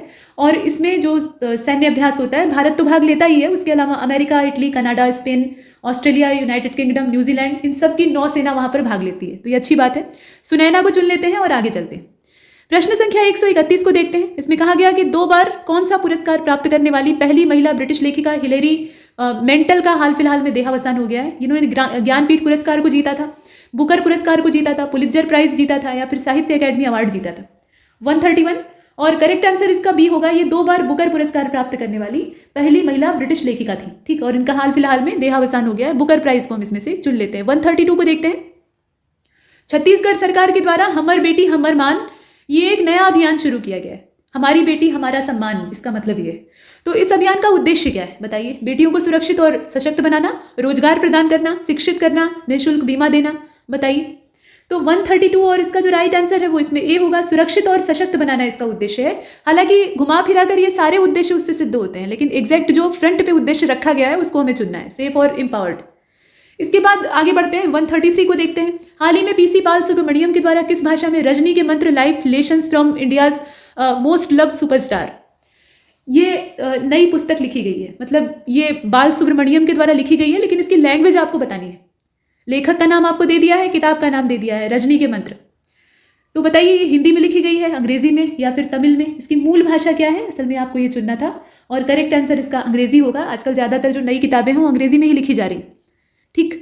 इसके बाद 134 और अंग्रेजी की किताब अपने आप में एक स्टेटस मेंटेन करने का मैटर बन गया है। तो राष्ट्रपति द्रौपदी मुर्मू ने घोषणा की है कि प्रधानमंत्री टीबी मुक्त भारत अभियान के तहत टीबी रोगियों को सीधा बैंक खाते में कितने रुपए सहायता देंगे। मतलब उनके बैंक खाते में कुछ सहायता दी जाएगी जो कि गवर्नमेंट की ओर से होगी। तो कितनी सहायता होगी? 500 रुपये होगी, 1000 होगी, 1500, 2000। तो ये जो आर्थिक सहायता है ये 500 रुपये की होगी और 2025 तक भारत को टीबी मुक्त करने का लक्ष्य भी है। तो उसी के तहत ये सारा कार्यक्रम हो रहा है और कुल मिलाकर इसमें से 500 को हम चुनेंगे। तो धनराशि कम है लेकिन इतना प्रयास गवर्नमेंट के द्वारा किया जा रहा है। 135 को देखते हैं। फीफा अंडर 17 महिला विश्व कप भारत में हाल फिलहाल में 11 अक्टूबर, हाल फिलहाल मतलब पीछे की बात है लेकिन करंट अफेयर में शामिल है। तो 11 अक्टूबर से लेकर 30 अक्टूबर 2022 तक 3 स्थानों पर इसका आयोजन किया गया। ये जो अंडर 17 विश्व कप है महिला वर्ग का, उसका आयोजन किया गया। अब बताइए कि ये 3 स्थान जो थे उसमें से कौन सा नहीं है इसमें? तो 3 स्थानों का पहले तो आपको मालूम होना चाहिए। 135 करेक्ट आंसर इसका क्या होगा? डी, चेन्नई। मतलब इसको भुवनेश्वर, नवी मुंबई और गोवा में आयोजित किया गया था। ये 3 जगह थी लेकिन इसमें चेन्नई शामिल नहीं है, तो हम डी को बाहर कर लेते हैं। प्रश्न संख्या 136 को आप देखें। ICC महिला T20 विश्व कप 2024 की मेजबानी किस देश को सौंपी गई है? ये इंग्लैंड है, बांग्लादेश है, श्रीलंका है या भारत है? तो ये जो मेजबानी है 2024-27 वाला समय, तो T20 2024 बांग्लादेश को दूसरी बार सौंपी गई है। इसमें से आप बांग्लादेश को चुन लीजिए, ये दूसरी बार प्राप्त किया है। इसके बाद 137 को देखें। हाल ही में 55वीं आसियान विदेश मंत्रियों की जो बैठक है वो कहाँ पर आयोजित की गई है? ये 55वीं बैठक थी विदेश मंत्रियों की। इसका आयोजन कहाँ पर हुआ था? बैंकॉक में हुआ, मनीला में हुआ, सिंगापुर में हुआ। राइट आंसर इसका ई होना चाहिए क्योंकि इसमें से हम किसी को भी चुन नहीं पा रहे हैं। आप जानते हैं कि ये कंबोडिया की राजधानी है नोम पेन, वहाँ पर आयोजित की गई थी। तो वैसे अगर इसमें कंबोडिया भी दिया रहता तो उसको भी हम चुन सकते थे। तो इसमें से कुछ भी नहीं चुनने लायक है और हम ई को चुनते हैं। प्रश्न संख्या 138 को देखते हैं। हाल ही में पर्यावरण, वन और जलवायु परिवर्तन मंत्रालय के द्वारा भारत में अगस्त 2022 में कुल 21 और भारतीय स्थलों के 21 और जो भारतीय स्थल हैं वो रामसर सूची में शामिल किए गए हैं। तो रामसर की जो लिस्ट है अपने देश वाली वो लंबी होती जा रही है, मतलब अपने देश की बहुत सारी आर्द्रभूमियां उसका हिस्सा बनती जा रही हैं। लेकिन इसमें से कौन सा नहीं है जो कि वहाँ पे शामिल नहीं है वो आपको चुनना है। तो कोंथनकुलम पक्षी अभ्यारण्य शामिल नहीं है, सतकोशिया गार जो उसमें शामिल नहीं है, नंदा झील नहीं है या फिर मन्नार की खाड़ी, बताइए। तो जो अधिसूचना हुई है उसमें आप ई वाले ऑप्शन को ही चुन लें तो ज़्यादा अच्छा रहेगा क्योंकि ये सारे नाम उसमें शामिल हो जाते हैं। जैसे आप देखें तमिलनाडु में है कोंथनकुलम पक्षी अभ्यारण्य, सतकोशिया गार जो उड़ीसा का है वो शामिल ही है और इसके साथ साथ नंदा झील जो कि गोवा की है, ये गोवा का पहला रामसर स्थल बना है और तमिलनाडु का मन्नार की खाड़ी वाला जो जयमंडल आरक्षित क्षेत्र है वो तो है ही है। तो इसमें से सब है, इसीलिए ई को चुनते हैं और आगे चलते हैं। प्रश्न संख्या 139 को देखते हैं। दुनिया के सबसे प्रदूषित शहरों की सूची में कौन से शहर ने तीसरा स्थान प्राप्त किया है? वो शहर का नाम आपको चुनकर बताना है। और 139 का जो राइट आंसर है वो इसमें हो जाएगा बी वाला। आप देख रहे हैं कानो जो नाइजीरिया का है, कानो नाइजीरिया का, उसको इसमें तीसरा स्थान प्राप्त हुआ है। वैसे अगर देखा जाए तो सबसे जो 5 प्रदूषित शहर हैं उसमें दिल्ली पहले स्थान पे है भारत का, उसके बाद भारत का ही कोलकाता जो है वो दूसरे स्थान पे है। बड़ी शर्म की बात है। कानो नाइजीरिया का तीसरे स्थान पे है, लीमा पेरू और मतलब लीमा जो है वो चौथे स्थान पे है पेरू का, और ढाका बांग्लादेश का जो है वो 5वें स्थान पे है। प्रदूषण के मामले में हम टॉप पे। इसके बाद 140 को देखते हैं। किस भारतीय ग्रैंड मास्टर ने विश्व शतरंज चैंपियनशिप मैग्नस कार्लसन को हराकर FTX क्रिप्टो कप को जीता है? तो विश्व शतरंज चैंपियन जो है और इनका नाम है मैग्नस कार्लसन, इनको हरा दिया है और हराने का काम एक भारतीय ग्रैंड मास्टर के द्वारा किया गया है। तो ये कौन है भाई बताइए? आर प्रज्ञानंद है, स्वयं मिश्रा है, लियोन मेंडोका है, अर्जुन कल्याण है, किसका नाम आएगा? अब 140 का जो राइट आंसर है वो ए होगा, आर प्रज्ञानंद का नाम इसमें आता है और ये क्रिप्टो कप जीत गए हैं। तो इसमें से ए वाले ऑप्शन को हम चुन लेते हैं। अच्छा, अब 141 को देखते हैं। 141 में ये पूछा जा रहा है, घड़ी वाला क्वेश्चन आ गया। एक घड़ी में बज रहा है 12:27, ठीक है। समय क्या हो रहा है? 12:27 हो रहा है। अब सामने शीशा लगा हुआ है, उसमें उस घड़ी का प्रतिबिंब दिखाई दे रहा है। तो उस प्रतिबिंब में समय आपको कितना दिखाई देगा? वो 10:43 दिखाई देगा या 11:43 दिखाई देगा? मिरर इमेज में वो कैसा दिखेगा? तो 141 का आप डी चुन लीजिए, 11:33 आपको दिखाई देगा। 12:27 हो रहा है, लेकिन जब आप शीशे में देखेंगे तो आपको 11:33 की अवस्थिति दिखेगी। इसके बाद 142 को आप देख रहे हैं, दो समबाहु त्रिभुज के क्षेत्रफलों का अनुपात 16 और 25 का है। इनके शीर्ष लंबों का अनुपात क्या है? तो समबाहु त्रिभुज का मतलब क्या है कि तीनों कोण बराबर और तीनों भुजाएं बराबर, समान बाहु यानी समान भुजाओं वाले ये त्रिभुज हैं। तो अब आपको ये देखना है कि क्षेत्रफल का अनुपात जो है वो अगर 16-25 का है तो शीर्ष लंबों का अनुपात कितना होगा? अगर आपको क्षेत्रफल का सूत्र पता है तो भी आप निकाल लेंगे। अब बताइए इसमें से कौन सा होगा? रेशियो सिर्फ निकालना है। डी वाला हो जाएगा, 4-5 का रेशियो होगा और इसमें से हम डी को चुन लेते हैं। प्रश्न संख्या 143 को देखते हैं। 3 के प्रथम 5 माफ कीजिएगा, 3 के प्रथम 7 विषम गुणजों का औसत ज्ञात करिए। 3 के पहले 7 जो विषम गुणज हैं, सम नहीं विषम गुणज है, उनका आपको औसत ज्ञात करना है। तो पहले तो आप 7 जो इसके विषम गुणज हैं उनको खोज लीजिए और खोजने के बाद उनका औसत निकाल लीजिए। तो सिंपल है, इसमें आराम से आप कैलकुलेट कर सकते हैं और करेक्ट आंसर इसका भी होगा, 21 प्राप्त होगा। ये औसत दिया है। इसके बाद 144 को देखते हैं। 400 मीटर लंबी एक रेलगाड़ी है, 25 मीटर प्रति सेकंड की रफ्तार से वो चल रही है, यानी 1 सेकंड में 25 मीटर चल लेती है, इसका ये मतलब है। और 250 मीटर लंबे प्लेटफॉर्म को ये पार कर रही है। पार करने में कितना समय लेगी वो समय आपको बताना है। रेलगाड़ी की लंबाई दिया है, प्लेटफॉर्म की लंबाई दिया है और रेलगाड़ी की रफ्तार दे रखी है। आपको ये बताना है कि उस लंबे से प्लेटफॉर्म जो कि 250 मीटर लंबा है उसको पार करने में ये कितना समय लेगी, कितने सेकंड का समय लेगी। तो 144 और इसका जो सही जवाब है वो इसमें सी हो जाएगा, 26 सेकंड का टाइम लेगी। इसके बाद 145 को देखते हैं। प्रवीण ने 15 दिन में एक काम का 1/4 हिस्सा पूरा कर लिया है। शिवाय जो है वो बचा हुआ काम 30 दिन में पूरा कर लेता है। अब दोनों अगर मिल जाएं तो काम कितने दिन में पूरा हो जाएगा, जरा बताइए। ये सिंपल क्वेश्चन पूछा है और 145 जो है इसका राइट आंसर सी हो जाएगा। ये 24 दिन में पूरा कर लेंगे, दोनों मिल जाएंगे तो काम जल्दी हो जाएगा और जल्दी होगा तो गणित के हिसाब से कितने दिन में? 24 दिन में। इसके बाद प्रश्न संख्या 146 को आप देखें। 35% एल्कोहल का मिश्रण है, उसको 55% एल्कोहल की मात्रा वाले मिश्रण में कौन से अनुपात में मिलाया जाए कि नए मिश्रण में एल्कोहल 50% ही बना रहे। मतलब पहले का एक मिश्रण हमारे पास है जिसमें कि 35% एल्कोहल है, बाकी जो अमाउंट है वो किसी और चीज़ का है। और हम क्या कर रहे हैं, एक और मिश्रण ले रहे हैं जिसमें कि 55% एल्कोहल है और फिर इन दोनों मिश्रणों को आपस में मिला रहे हैं और हमें इस अनुपात में मिलाना चाहिए। मतलब अनुपात कितना होगा वो आपसे पूछ रहा है कि इस अनुपात में मिलाएं और कौन से अनुपात में मिलाएं कि अल्कोहल की मात्रा जो है वो 50% ही रहे पूरे मिश्रण में। तो 1-2 के अनुपात में मिलाएं, 1-3 के अनुपात में, इसमें देखें आप। और 146 का जो राइट आंसर है वो बी होगा, 1 और 3 के अनुपात में मिलाएंगे। मतलब एक हिस्सा जो है वो 35% वाले अल्कोहल के मिश्रण का होगा और 3 हिस्सा जो है वो 55% वाले अल्कोहल के मिश्रण का होगा। ध्यान दीजिएगा, ये अल्कोहल सिर्फ नहीं है, उसके साथ पूरा मिक्सचर है। इसके बाद 147 को देखते हैं। यहाँ कहा गया कि एक अलमारी का जो अंकित मूल्य है वो 2540 है, उस पर लिखा हुआ है और क्रय मूल्य से यानी जो उसकी खरीद का मूल्य है उससे ये 25% ज़्यादा है। यदि अलमारी 10% लाभ पर बेच दी जाए, लाभ के लिए बेची जा रही है तो लाभ कितना लिया जा रहा है? 10% लिया जा रहा है। तो लाभ को आप ऐसे पैसे में ज्ञात करिए, तो प्रतिशत दिया हुआ है, ठीक है। अलमारी जो है वो 10% लाभ पर बेची जा रही है, लेकिन वो लाभ असल में नोटों में कितना होगा, धनराशि में कितना होगा। तो 147 का जो राइट आंसर है वो इसमें क्या होगा, बी हो जाएगा, 203.2। ठीक, ये वाला जो ऑप्शन है इसको सेलेक्ट करेंगे। इसके बाद 148 को देखते हैं। दो संख्याओं का योग तथा गुणनफल 12 और 28 है। मतलब जोड़ेंगे तो 12 और गुणा कर देंगे तो 48 आएगा, 28 नहीं। अब आपको ये बताना है इनका व्युत्क्रम अगर कर दें तो उसका योग क्या होगा। मतलब इनका हम क्या कर रहे हैं, व्युत्क्रम कर दे रहे हैं, यानी इनका क्रम उलट दे रहे हैं, तो उसके बाद इनका योग क्या प्राप्त होगा। तो इसमें आप मान कर भी लगा सकते हैं कि माना पहली संख्या ये और दूसरी संख्या ये, और वैसे कई सारी इसमें ट्रिक इस्तेमाल हो सकती है। फिलहाल इसका जो करेक्ट आंसर है वो सी हो जाएगा। मतलब 1/4 योग किया जा रहा है, व्युत्क्रम करके योग किया जा रहा है, तो 1/4 आएगा। इसके बाद 150 को देखते हैं, माफ कीजिएगा 149 को देखते हैं, फिर 150 को देखेंगे। तो इसमें कहा गया कि एक परीक्षा में 34% प्रतियोगी जो है वो भौतिक विज्ञान में और 42% प्रतियोगी जो है वो रसायन विज्ञान में पास हो जाते हैं। 20% प्रतियोगी जो है वो दोनों विषयों में पास हो जाते हैं। माफ कीजिएगा 20% प्रतियोगी जो है वो दोनों विषयों में असफल हो जाते हैं, यानी फेल हो जाते हैं। अब पास होने वाले कितने हैं जो कि दोनों विषय में पास हो रहे हैं, उनका प्रतिशत बताइए। फेल होने वालों की तादाद दे दिया है, मतलब दोनों विषयों को मिलाकर फेल होने वाले कितने हैं, 20% है। दोनों को मिलाकर पास होने वाले कितने प्रतिशत है वो आपको बताना है। तो 149 का जो राइट आंसर है वो सी हो जाएगा। 44%, 44% जो है वो इसमें सफल हो रहे हैं, यानी अच्छा खासा आंकड़ा है तब भी।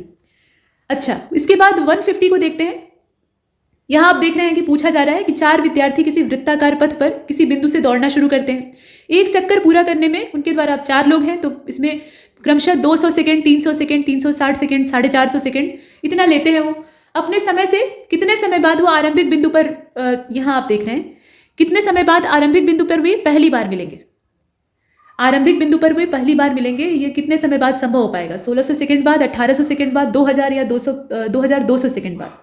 तो ये 1800 सेकेंड बाद उसी बिंदु पर एक साथ मिलेंगे। ठीक, तो ये वाला हमने चुना और यहाँ पर ये 150 प्रश्नों का जो टेस्ट है ये समाप्त होता है, लेकिन श्रृंखला आगे जारी रहेगी। अभ्यास लगातार करते रहिए। तब तक के लिए नमस्कार।